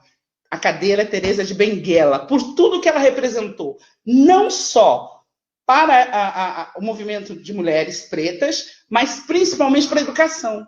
Porque eu comecei a estudar a biografia de Teresa de Benguela mais a fundo, e uma das coisas que mais me chamou a atenção é que Teresa, quando o José Piolho morre, que ela ascende ao quilombo, né? Não por herança, mas por merecimento, que se diga, que fique claro, né? Porque ela era uma liderança nata. A primeira coisa que ela faz é dizer: vamos criar um local de aprender e de ensinar, de ouvir e falar, para deixar demarcada a história da nossa ancestralidade. Quem foram os nossos ancestrais? Como é que nós viemos parar aqui? E ensinar para as crianças que conhecimento é poder. Está escrito isso, não fui eu que inventei. Então, ela criou uma escola no Quilombo de Cotirerê, que durante muito tempo foi mais importante do que e mais odiado, inclusive, do que o Quilombo de Palmares. Justamente por conta disso. Porque Tereza era uma liderança nata. E ela dizia: só a educação, em outras palavras, obviamente, mas só a educação vai de fato nos emancipar, vai de fato nos libertar. E aí, quando você... 2 minutos, professora. 2 minutos, vou terminar. Vou concluir a Tereza e vou terminar a poesia. E quando você vai falar efetivamente sobre a Teresa de Benguela, você vai ler sobre ela, o que tem sobre ela é que ela era arrogante, que ela era prepotente e que os seus algozes, quando o quilombo cai, e o quilombo cai por conta da desunião dos próprios pretos do quilombo, que vão lá e se sentem ofendidos com a presença de Teresa na liderança do quilombo, e entregam o lugar, né, onde estava, ela enlouquece, porque ela diz: não vou me curvar. A primeira coisa que eles fizeram foi quebrar ela, cortar. Não quebraram em vida, mas cortaram os membros, desmembraram ela toda, etc. e tal. Mas acho que nem depois, até depois de morta, eu acho que ela continuou com aquela altivez de rainha, porque isso é uma coisa que sabe, transcende ao próprio corpo físico. Às vezes eu tô de chinela havaiana, sabe, de roupa de ficar em casa, aquelas coisas. Aí meu filho fala: mãe, precisa andar com esse nariz assim? Precisa. Porque eu descendo de rainha, nem chinela havaiana deixa de ser dessa maneira. É esse espírito que a gente precisa, enfim, trabalhar, essa ideia de aquilombamento nessa perspectiva. Eu vou terminar de ler o poema da Maya Angelou, tá? E aí a gente termina, tá? Deixa eu terminar de ler. Ele é muito extenso, eu só vou ler o final mesmo, é uma pena. Se vocês puderem depois ler ele inteiro, chama Eu Me Levanto. É maravilhoso. É justamente falando dessa força que a mulher preta tem. Deixando para trás noites de terror e medo, eu me levanto. Em uma madrugada que é maravilhosamente clara, eu me levanto. Trazendo os dons que meus ancestrais deram, eu sou o sonho e as esperanças dos escravos. Eu me levanto, eu me levanto, eu me levanto. Vamos levantar. Marcela, Valdênia, Marcela Bonfim e Rosa. Vamos levantar, quilombar e tomar o espaço. Pronto, é isso. Eu me levanto. Obrigada, maravilhosa. Gente, que mesa, hein? Que mesa. Temos alguma pergunta, Miriam? A Miriam está anotando ali as perguntas. A Marcele, professora Rosângela e Marcela, como podemos avançar aqui em Porto Velho no mandato feminista e negro? Qual a visão de vocês para nós avançarmos? Votar. Liga votar nas mulheres negras que estão no pleito. O meu? Estou te ouvindo. Oi? Uhum. É votar. Eu acho que a gente precisa estar, né, nos colocar à frente desses lugares e batalhar por ele, batalhar para que a gente possa ter essa representatividade que vai nos gerar visibilidade, que vai nos gerar pautas compromissadas. Eu acho que as mulheres negras que estão se dispondo a compor esse cenário, né, essa pauta política de entrar no cenário político da vereança no nosso estado, eu acho que esse movimento ele é fundamental e faz com que a gente também tenha que estar juntos na hora de pactuar esses compromissos, né, essas pautas. Então, quais são as pautas que nos interessam? Quais são as pautas que nos importam? Quais são os projetos que estão sendo desenvolvidos para garantir que essas pautas sejam consideradas Acho que essa é uma pergunta importante, porque também movimenta a nossa batalha. Acho que o que a Rosa está fazendo aqui hoje, e que, enfim, nesse movimento, né, de articulação, de agrupar ideias em torno da importância das mulheres negras estarem à frente desses lugares, é porque a gente não está sendo ouvida e não está conseguindo chegar ali. Então, por isso que estamos juntas batalhando mais representatividade, não é? Para que a gente possa, inclusive, mudar a realidade daquelas mulheres que estão sendo invisibilizadas, subalternizadas, por uma lógica e uma concepção de sociedade que as marginaliza. Né? Então, esse movimento que nos marginaliza, né? Esse movimento de articulação, de rearticulação, de enfrentamento, e por isso a questão do calma. Por que a gente escuta tanto isso? Né? Acho que a Rosângela também foi muito feliz nesse momento. Por que a gente não pode se colocar calma? Está nervosa? Fica calma. Esse gesto, que é comum no universo feminino, né? Nós mulheres ouvimos isso, mas nós mulheres negras ouvimos mais. Nós ouvimos mais porque nós temos um ímpeto realmente, não é? Nós somos aguerridas, nós temos uma disposição para a luta que já vem com a gente desde que a gente nasce. A gente tem que se diferenciar, não é? Eu ouvi meu pai falando para mim a vida inteira, o grande exemplo para mim nesse sentido, não é? Se protege, estuda. É isso, nós estamos o tempo inteiro nos protegendo, né, nos defendendo e lutando com as nossas armas, lutando para que a gente possa ser considerada, ser vista, estudando muito, obviamente, não é? Acho que, ou trabalhando muito, e esse só nos resta esse caminho, que é um caminho mesmo trilhado aí por as nossas antepassadas de muito sofrimento. Né? Acho que toda menina negra tem uma boa história com a avó. Marcela falou isso, Rosângela fala isso, eu tenho a minha história, a minha trajetória com a minha avó, acho que a Rosa tem com a dela, a Valdenia também. Nesse contexto, as nossas antepassadas, elas nos ensinaram muito. Muito. Ensinaram, inclusive, o que não ser, muitas vezes. Né? Minha avó, a mãe do meu pai, durante muitos anos, eu a via fazendo as tranças nas minhas primas, que tinham um cabelo naquele contexto mais crespo que o meu, e minha avó fazia tranças lindas nelas. Mas a minha avó não fazia em mim. Minha avó, eu ficava quietinha, sentadinha do lado da minha avó, ouvindo as histórias dela, bebendo das histórias dela, mas minha avó não fazia trança nos meus cabelos. O que eu mais queria era uma trança. Toda vez que chegava na minha vez, ela, mas seu cabelo não precisa. Então, aquela coisa da rispidez também daquela mulher tão sofrida, que reforçava, ela não entendia que eu tinha as mesmas necessidades que as minhas primas. Então, eu também, eu cresci vivendo essa negação, tentando me incluir e, de alguma forma, vivenciando isso. E quantos são os nossos relatos? Porque a minha pele, ela pode ser um pouco mais clara, mas eu sou uma mulher preta. Porque a minha família é preta, minha mãe é branca, meu pai é negro. Eu tenho a pele mais clara, mas eu sou uma mulher preta. E eu preciso batalhar, ser vista, considerada dessa forma, ocupar esse espaço, porque é assim que eu me vejo, eu me enxergo dessa forma.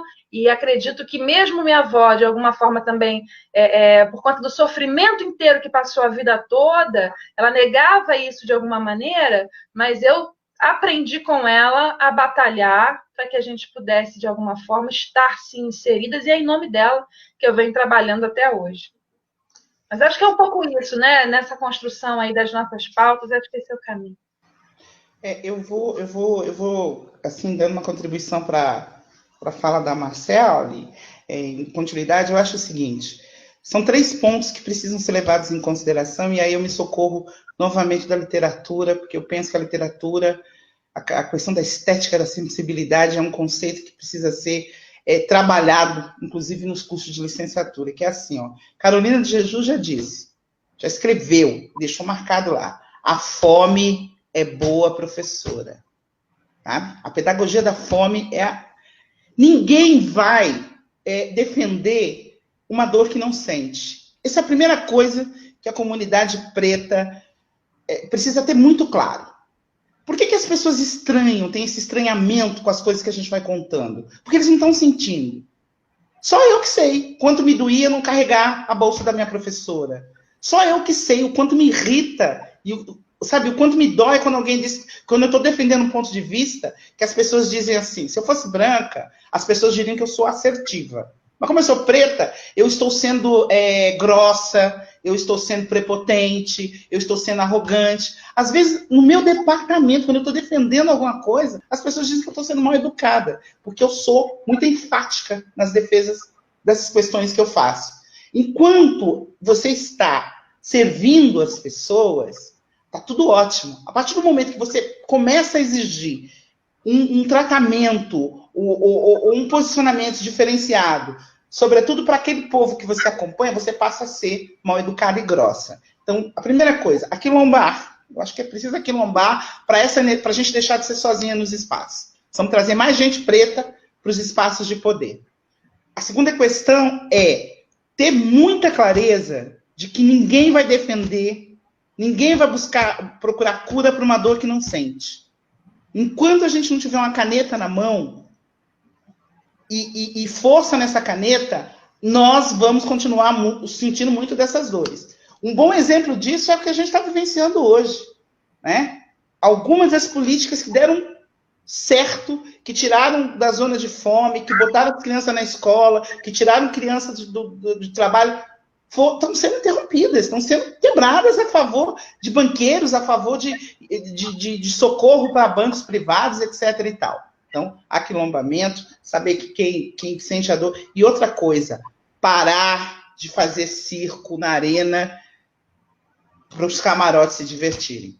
Vamos parar de brigar, sabe? As mulheres pretas precisam parar de brigar, os homens pretos precisam parar de brigar entre eles e juntar energia para fazer a abolição de fato. No meu entendimento, mais do que um feminismo negro, é necessário ter clareza de que, primeiro, mulher preta sabe administrar coisa. Gente, a gente tem que aprender lá com a estratégia com as mulheres lá da periferia. As mulheres da periferia são fantásticas. Elas vêm quebrando tudo e vencendo todo tipo de resistência. Mas elas chegam sozinhas? Não. Elas chegam no grupo, assim, ó. Grupo de mulher vai para a escola, o grupo de mulher vai para o posto de saúde, o grupo de mulher vai para a porta da delegacia. O grupo. Temos que aprender. Eu penso que seja isso. Marcela? Olá, gente. Bom, gente, o encontro faz com que a gente se sinta bastante acolhida. Dizer para vocês que eu estou aqui, gente, na verdade, numa tensão aqui, né, com duas reuniões importantes. A gente está discutindo hoje esses modelos, né? Estou aqui ouvindo sobre fotografia, né, e vejo que é um cenário bem branco, né? Discutindo fotografia colonial, a importância de manter os acervos. E dizer para vocês que é chão, mulheres. Né? Eu venho, né, no passo da minha avó, uma coisa de cada vez, né? Uma relação de cada vez, um abraço de cada vez. Falou sobre os abraços hoje, né, Valdênia?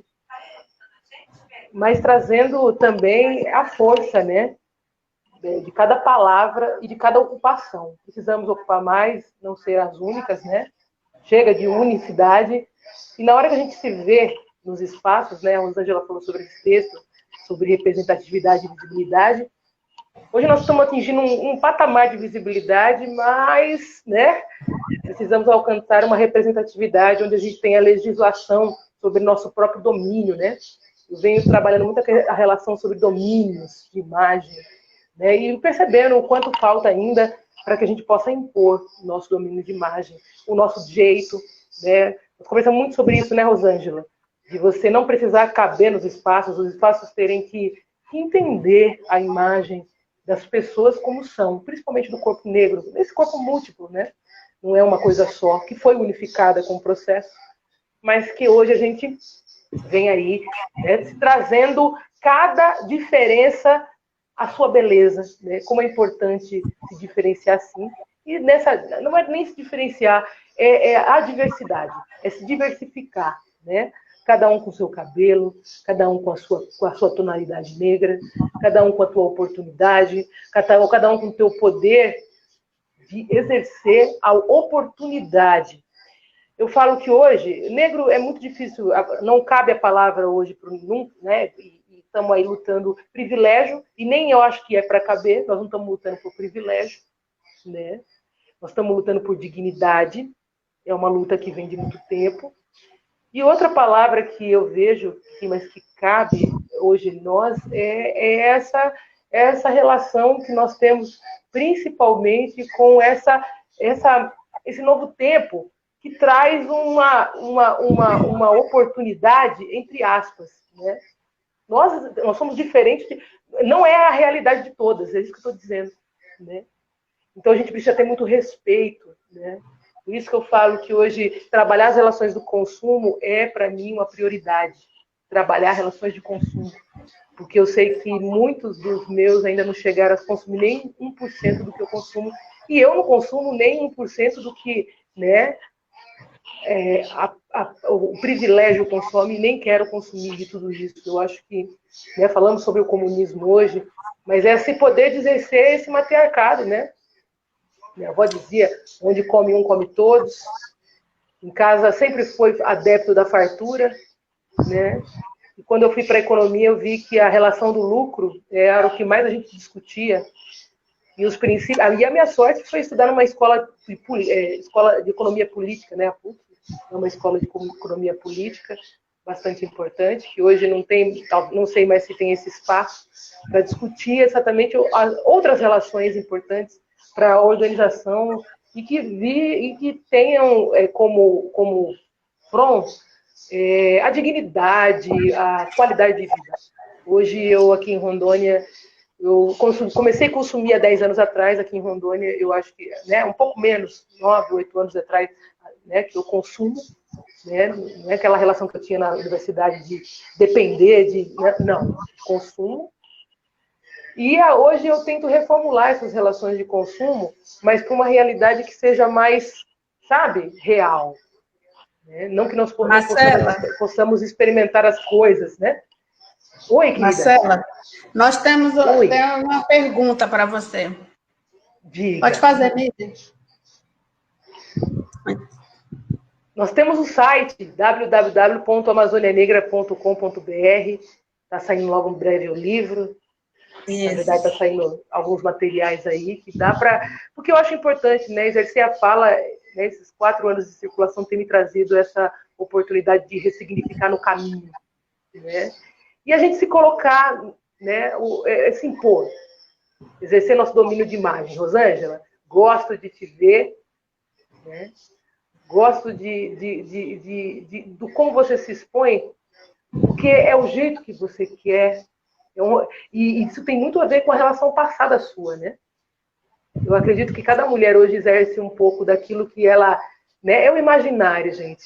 O poder do imaginário, a gente se colocar para sempre, para cima e para frente.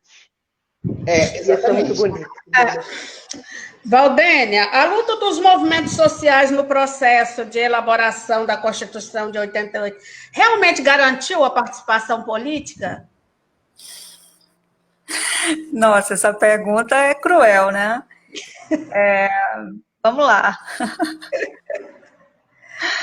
Bom, considerada, né, a Constituição Cidadã, realmente, a Constituição de 88, ela teve, é inegável, a participação de um volume enorme de movimentos sociais, inclusive do movimento de mulheres, né? Houve cartas, né, que acabaram, de várias propostas que acabaram sendo colocadas no texto constitucional. Isso é evidente, né?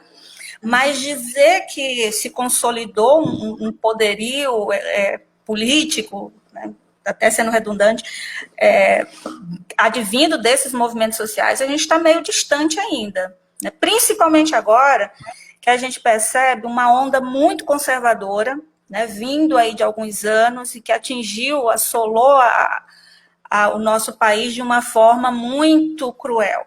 Né? E é um movimento conservador que não faz parte apenas do Brasil. Né? É importante a gente compreender que essa onda conservadora ela vem de fora também e acabou nos atingindo e foi todo um processo onde o Brasil se tornou, mais uma vez, uma nação bem subserviente a um capital internacional, né? Então, a gente precisa analisar dessa forma.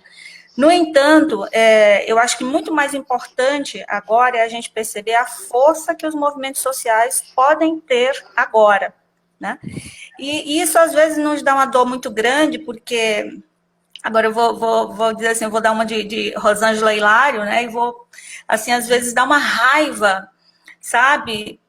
Porque a gente está lá na rua, a gente está brigando, a gente está contestando, aí de repente vem uma onda dessa em que um monte de gente contribuiu para isso.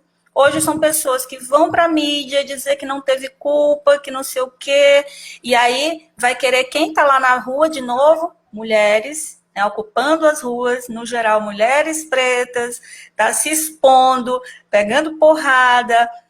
Hoje, por exemplo, os professores e professoras estão sendo aí dados como pessoas que não querem trabalhar, que não fazem um bom trabalho, estão agindo de uma forma muito, muito grotesca. E a gente precisa analisar dessa forma. Mas também reaver esse poder que esses movimentos sociais têm, de modo especial as mulheres pretas. Eu acho que aqui a gente tem, retomando um pouquinho do que as meninas falaram anteriormente, eu acho que essa ideia de que mulheres pretas são muito fortes, elas também perpassam por todo um discurso, tá, que muitas vezes nos fere, que muitas vezes nos causa violência. Se a gente for observar a violência obstétrica, a gente vai encontrar isso. Então, quantas mulheres pretas não sofrem no momento do parto porque alguns profissionais da saúde acreditam que elas resistam mais à dor do que um corpo branco, né? Então, nós somos obrigadas a sermos fortes por toda uma estrutura de sociedade que nos obriga a ser forte, né? E aí a gente encontra essa força, sim, nas nossas ancestrais. Isso é importante a gente relatar. E são exatamente essas mulheres que precisam ser ouvidas. Essas mulheres, acho que foi Rosângela que falou isso.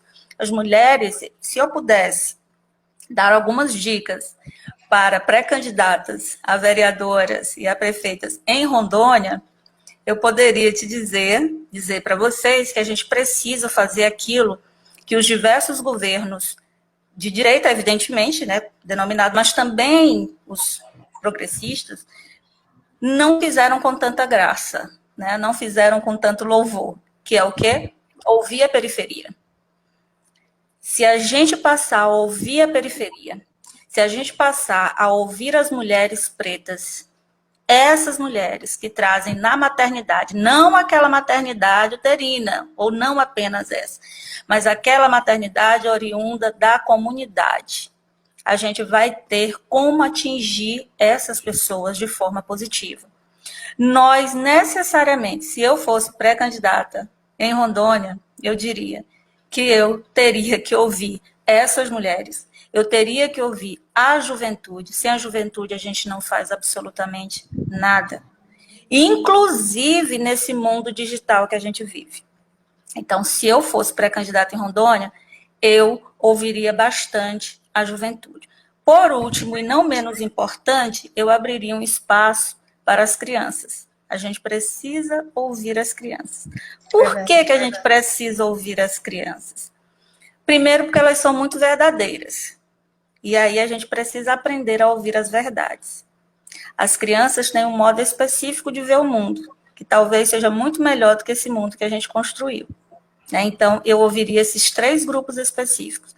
Mulheres pretas de periferia, jovens, de modo especial, se você puder ouvir jovens pretos, que são os mais assassinados nesse país, que estão dos 2 lados da violência, tanto aqueles que produzem letalidade, é verdade, né, por conta não de raça, né, detalhe, mas por conta de uma estrutura racial violenta, tá, que acaba produzindo isso nessas pessoas, né, nas pessoas, tá, me entendam. Eu ouviria, e são também aqueles que mais morrem por assassinatos, né? Então, se você puder, qualquer uma de nós, pré-candidata, se a gente puder ouvir mulheres pretas de periferia, a juventude e crianças, eu faria isso, se eu fosse pré-candidata, né? Não menos importante, eu cuidaria bem das minhas redes sociais, tá? E um ponto importante, com segurança. Outro detalhe que eu acharia bem importante se eu fosse pré-candidata, faça um mapeamento da sua rede de contatos. É importantíssimo você mapear a sua rede de contatos, tá? Os que estão no poder sabem fazer isso muito bem. Então, enquanto a gente não aprender a fazer esse tipo de ação, ouvir mais, isso é um princípio africano. Ouvir. A oralidade é uma das nossas principais ferramentas. Tá? Então, se eu pudesse dar o conselho, seria isso. Uma orientação. Por nada, não. Tá? Muito obrigada, Valdênia. Eu quero aqui ouvir tem mais alguma pergunta, Miriam? Quero agradecer a todas, mais de 500 pessoas que já passaram por essa live, que compartilharam. Muito obrigada. Nós estamos aqui com mulheres incríveis, mulheres com grande conhecimento. Aí eu fico aqui babando, né? Ouvindo vocês. Valdênia, nós vamos explorar você mais vezes, né, professoras? Vamos trazer a Valdênia mais vezes aqui conosco. É incrível, né? Passou por aqui também a Drica, que deu assim, um show de conhecimento, que também é da Rede Mulheres Negras Decidem. Nós também estamos lá, estou lá na rede, a professora Rosângela, a Miriam, que está aqui comigo. Agradecer muito. Eu gostaria que vocês fizessem as considerações finais, né?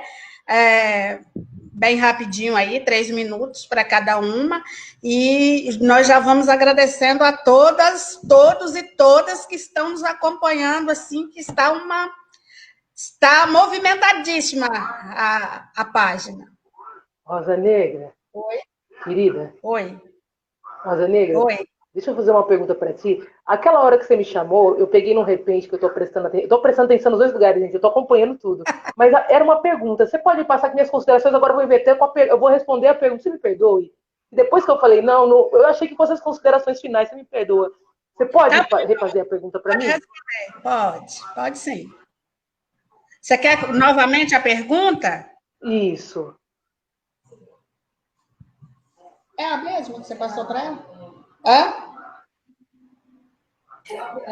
Eu acho que seria sobre as eleições, não é isso? Em Rondônia. Sim! Foi eu que fiz a pergunta. A menina perguntou sobre se tinha algum material, você já respondeu. Como podemos avançar em Porto Velho num mandato feminista negro? As gabinetonas estão aí, né, para mostrar uma inovação, que eu acredito que isso não é pequena coisa, não. Isso pode ser um modelo, inclusive, que trabalha... Gente, a política não é um lugar de profissão, né?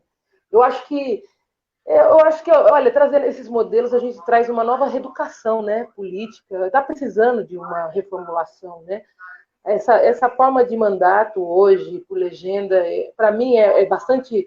eu ainda não entendo, né? Como ainda hoje a gente consiga pensar dessa maneira. O sistema eleitoral ele é muito complexo, ele é muito capitalizado, né? Então, eu acho que essas gabinetonas é uma forma muito interessante da gente poder fazer com que as pessoas repensem, né, suas funções, inclusive, porque, querendo ou não, eu acho que o esteio da ideia hoje é o que hoje nos traz, né? A escuta, você estava falando, né, Valdênia? Eu acho que esse é um espaço de escuta, né? A Rosa Negra, eu acho que tem se colocado nesse lugar, né, também, porque é importante, né, a gente está todo na expectativa, né, de se ver no legislativo e também de levar a representatividade que a gente confie para que, quem sabe, nós consigamos também colocar nossas ideias, né? Olha, eu estou pensando assim, o que você acha, né? Eu acho que a gabinetona é um modelo que está dessa maneira, né, de disputa, mas pode ser uma outra forma de articulação posterior, onde você chame mulheres para participar dessa gestão, né? Onde você chama... Eu acho assim, é interessante levar isso, porque se faz audiências públicas na Assembleia, no governo, para o PPA, etc., são proformes. Quando cai no proforme, aí é uma obrigação, e você sabe que não existe, né? Não existe. A democracia, ela é algo que, né, é uma palavra ao alcance, que ainda é preciso alcançar, né? Então, é olhar esses modelos e as dobras que existem dentro desses modelos e que a gente possa nos apropriar também, né? De levar, não só antes da campanha, mas depois, pessoas porque você vai ter as suas lideranças, né? As lideranças são os papéis fundamentais, mas repensar esse modelo, né?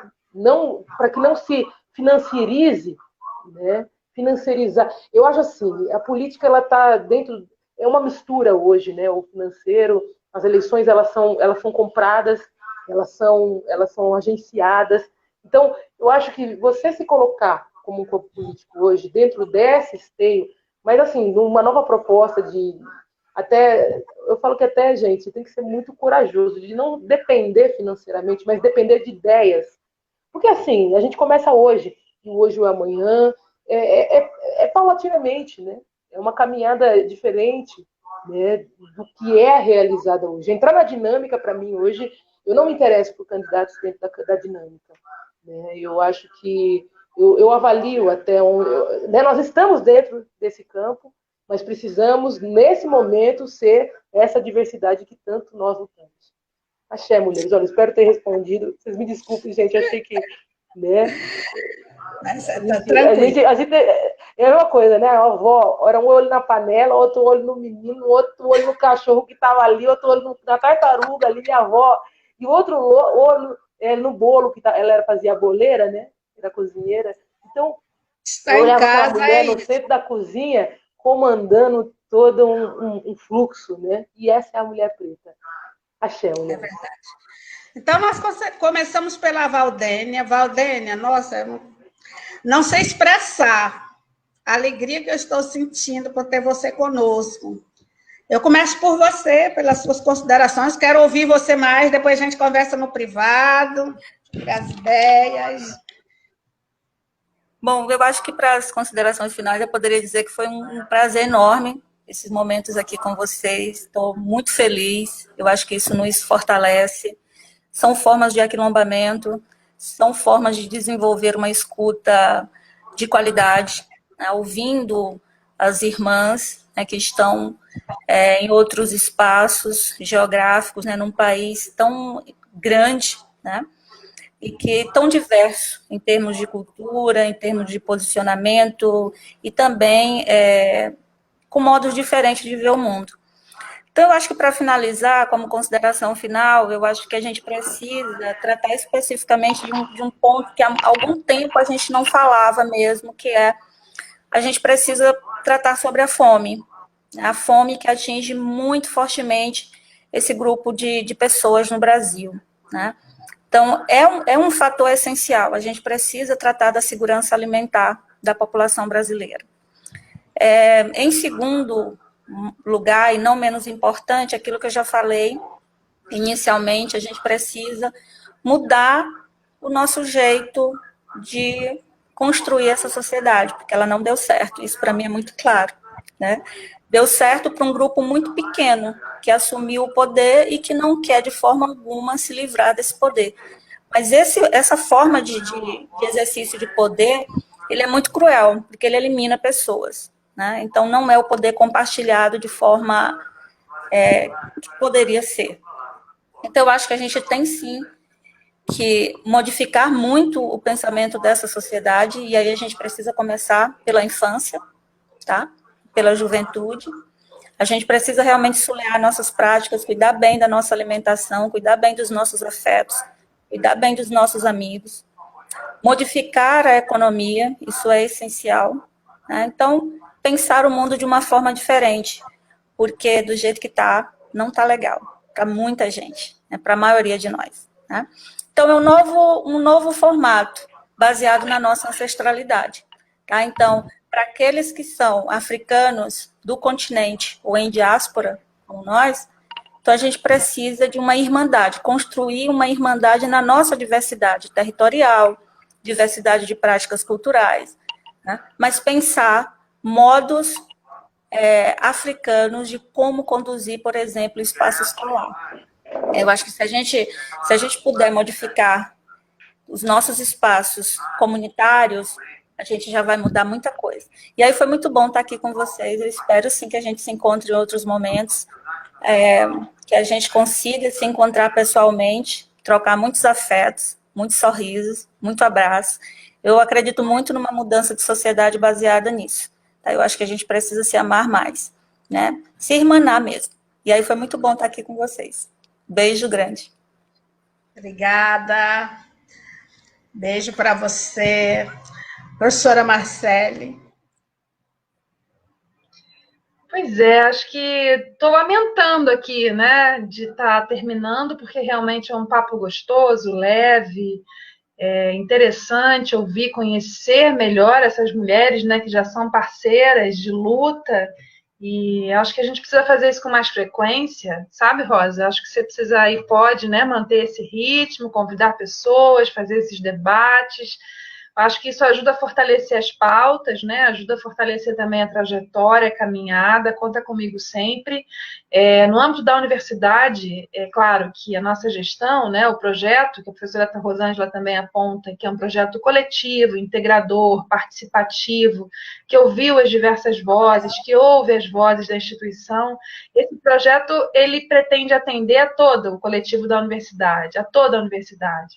Mas certamente, especialmente, teremos políticas públicas internas que vão beneficiar, que vão garantir espaço, que vão trabalhar essas pautas, seja no estímulo ao pensamento, à produção acadêmica, porque hoje a gente tem o Audre Lorde, que é um grupo que nos mostra esse caminho, né, nos mostra a articulação teórica e prática, é um exemplo para a nossa instituição. Então, fortalecer esse grupo, fortalecer que essas pautas e essas discussões aconteçam no âmbito da academia, valorizando ainda mais a nossa produção acadêmica, não é? Com linhas, publicações específicas, debates nacionais. Eu acho que a universidade pode e deve ocupar esse lugar. É claro que com todas as outras pautas também que serão defendidas pela universidade, que serão defendidas por esse projeto coletivo, mas negligenciar jamais nenhuma dessas pautas. A universidade é lugar que tem sim que ser respeitada por sua liberdade de cátedra, por sua liberdade de pensamento, e nós precisamos estar atentos à sociedade, defender os interesses da sociedade a partir dessa produção de conhecimentos. Então, a gente está junto, seguimos juntas. Eu não fui eleita à toa pela comunidade acadêmica, com uma expressão importante de votos. Eu represento esse coletivo e quero fazer isso muito bem, e certamente farei porque vocês estarão comigo, aquilombadas, e nós vamos mostrar que é possível fazer. É possível. Obrigada, Rosa, pela oportunidade. Um prazer, Valdênia, conhecer. Beijo, Rô. Beijo para vocês, para a Marcela. Vocês são incríveis, fontes de inspiração na minha vida. Acho que a Marcela saiu aí, né? Acho que caiu a conexão dela. Tem mais uma pergunta para ela. E nós vamos ouvir a professora Rosângela, né? As suas considerações. Aí, quando ela fala 3 minutos, eu já tremo, assim, né? Olha só, eu quero agradecer sempre. Essa semana foi uma semana especial. Todos os dias eu conversei com alguém, conversei com um grupo, e isso é muito legal, né? Isso também é fazer política de uma certa maneira, né? Isso também é levar a academia até as pessoas que prescindem dela, desse conhecimento que é produzido. Eu costumo dizer dentro do Audre Lorde, nas minhas aulas também, que conhecimento que não circula não tem razão de ser produzido. Produzir conhecimento só para a gente ficar lá na academia, não faz sentido nenhum. Então, esses momentos são momentos preciosos, porque a gente está produzindo um conhecimento que vai se esparramar por aí. Eu acho, Valdênia e Rosa, que a gente tem que levar a Marcele para Mulheres Negras que Decidem. Só acho. Né? Até para ela ensinar para a gente essas estratégias que ela utilizou, para nós utilizarmos também. Porque isso é uma coisa que a gente tem... É aquela coisa que a Valdênia falou muito bem, o poder da escuta, de ouvir a outra, para poder, quem sabe, fazer uma correção em nós mesmas. Né? Então, eu só acho que nós devemos levar essa ideia de Marcele compor o grupo de Mulheres Negras que Decide, até porque ela tem uma trajetória que eu considero de vitória, sabe? ela deu visibilidade para algumas pautas que, para o movimento feminista negro, são muito importantes. Então, aqui a minha sugestão, vocês já estão lá, eu também, vamos lá levar a ideia para as nossas lideranças lá no Mulheres Negras que Decidem. Só tem mulher potente lá. Mais uma vez, quero te agradecer, assim, imensamente, você me deixar caminhar junto com você acreditar nas coisas que eu falei para você, quando ninguém acreditava ainda, quando eu dizia para você, Rosa, bora invadir a periferia, porque é lá que a revolução precisa ser feita. A primeira pessoa que acreditou em mim foi a Rosa. Ela disse, bora, vamos botar o negócio. E foi me levando pela periferia, me colocando dentro das escolas e conversando com essa meninada. E aí a gente pôde, enfim, traçar um projeto de epistemológico mesmo, sabe? Voltado para compartilhamento de saberes, que eu acho que isso tem sido fundamental. Quero agradecer imensamente, poder ouvir mais uma vez a Valdênia, foi maravilhoso. E a minha irmãzinha do coração, Marcele, de vez em quando eu brigo com ela, fico de mal, quero dizer que a gente tem uma relação assim, a gente fica de mal. Mas é justamente porque a gente quer sempre o melhor para as pessoas que a gente ama, né? A gente sempre quer o melhor. E dentro desse melhor, nem sempre o melhor delas é o nosso, e vice-versa, né? Mas eu acho que o bom de você brigar com as pessoas que você ama é que quando você volta, se o amor é verdadeiro mesmo, ele está ampliado, né? É uma coisa, isso é coisa de mulher preta também, só mulher preta entende isso. Então, assim, Marcele, a gente vai se levantar todas as vezes que for necessário a gente se levantar. A gente até fica meio tonto assim, mas levanta e segue andando e vai em frente, é isso. Estou sempre à disposição de vocês, vamos fazer mais vezes. Só que da próxima vez, Valdênia, ou nós vamos ao Maranhão, ou você vai a Rondônia. Ou as duas coisas. A Rondônia, e depois nós vamos ao Maranhão, tomar vinho, tomar cachaça, tomar o que você quiser, o que você beber. Tá bom? Muito obrigada pela oportunidade. E vamos dialogar mais, vamos fazer mais coisas, vamos aquilombar. A gente precisa estar junta, porque junto a gente nós somos muito mais fortes. Muito obrigada. É verdade. Maravilhosa. O convite está feito para vir para o Maranhão. Eu quero dizer que eu saio desta live muito mais fortalecida, né, com esse bate-papo, com essa troca, que é uma coisa que nos empodera, eu acho que nos deixa mais sensível. Realmente eu saio daqui muito assim acolhida. Foi um grande acolhimento, é um aquilombamento mesmo das mulheres pretas. Marcela tentou entrar novamente, acho que caiu, né? Mas nós vamos nos despedindo por aqui, dizer que a educação, ela precisa nós estamos precisando dentro da educação deste acolhimento, né, deste carinho, deste aconchego. Nós estamos num momento difícil da história, no nosso estado. Nós sabemos, né, chamar de estados periféricos com grandes problemas, e nós vamos voltar para o espaço escolar, não sabemos se em outubro, em novembro, ou se só vamos voltar em 2021, mas nós precisamos deste carinho, destes afetos, lá no espaço escolar. Por quê? Porque nós vamos voltar para esse espaço e muitos dos nossos alunos não estarão lá. Muitos dos nossos companheiros de trabalho ficaram na estrada. Muitos dos nossos gestores não estarão lá, né? Porque quantos professores nós já perdemos, quantos alunos nós já perdemos nesta pandemia.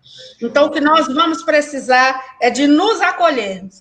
Vamos precisar nos aquilombar em todos os espaços, né? E levar esse entendimento, né, que nos foi ensinado pelos nossos antepassados e que hoje nós estamos precisando tanto nos reorganizar emocionalmente.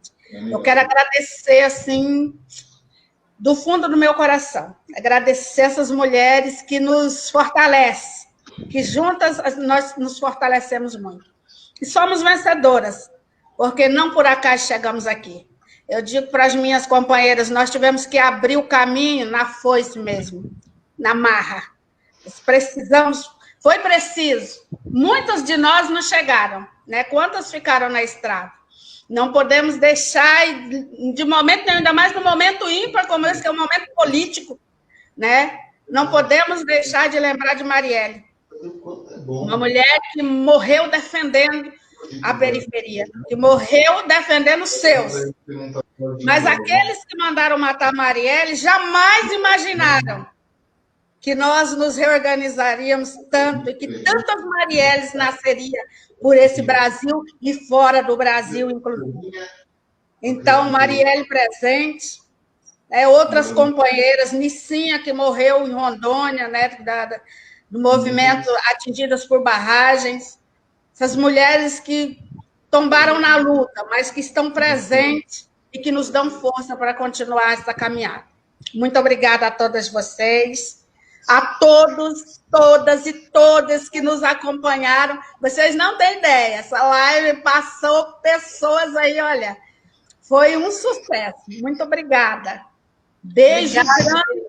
Quero agradecer a Miriam, que está aqui comigo, saiu do trabalho, veio direto para cá. A Miriam é uma menina que é do grupo Aldelorde, que tem nos caminhado conosco, de mãos dadas, tem sido um suporte muito grande nas candidaturas femininas, a gente tem que agradecer. Ela que tem me acompanhado cada passo meu, de vez em quando também eu falo, peraí, chega. Aí ela, não, porque você... Ótimo.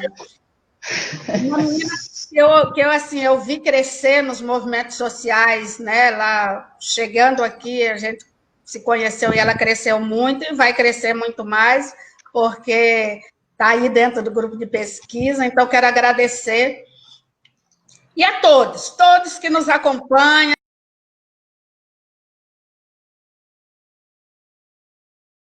Essa pré-candidatura, assim, é coletiva e tem vindo gente de todos os cantos, e principalmente as mulheres. As mulheres têm feito toda uma diferença e me dado assim, muita força e coragem nessa caminhada. Muito obrigada. Agora eu mando Marcela, beijo. Acho que caiu a conexão da Marcela. Beijo, gente. Tchau. Beijo para vocês. Beijo grande para vocês. Valdênia, muito prazer. Prazer mesmo. E vamos ampliando.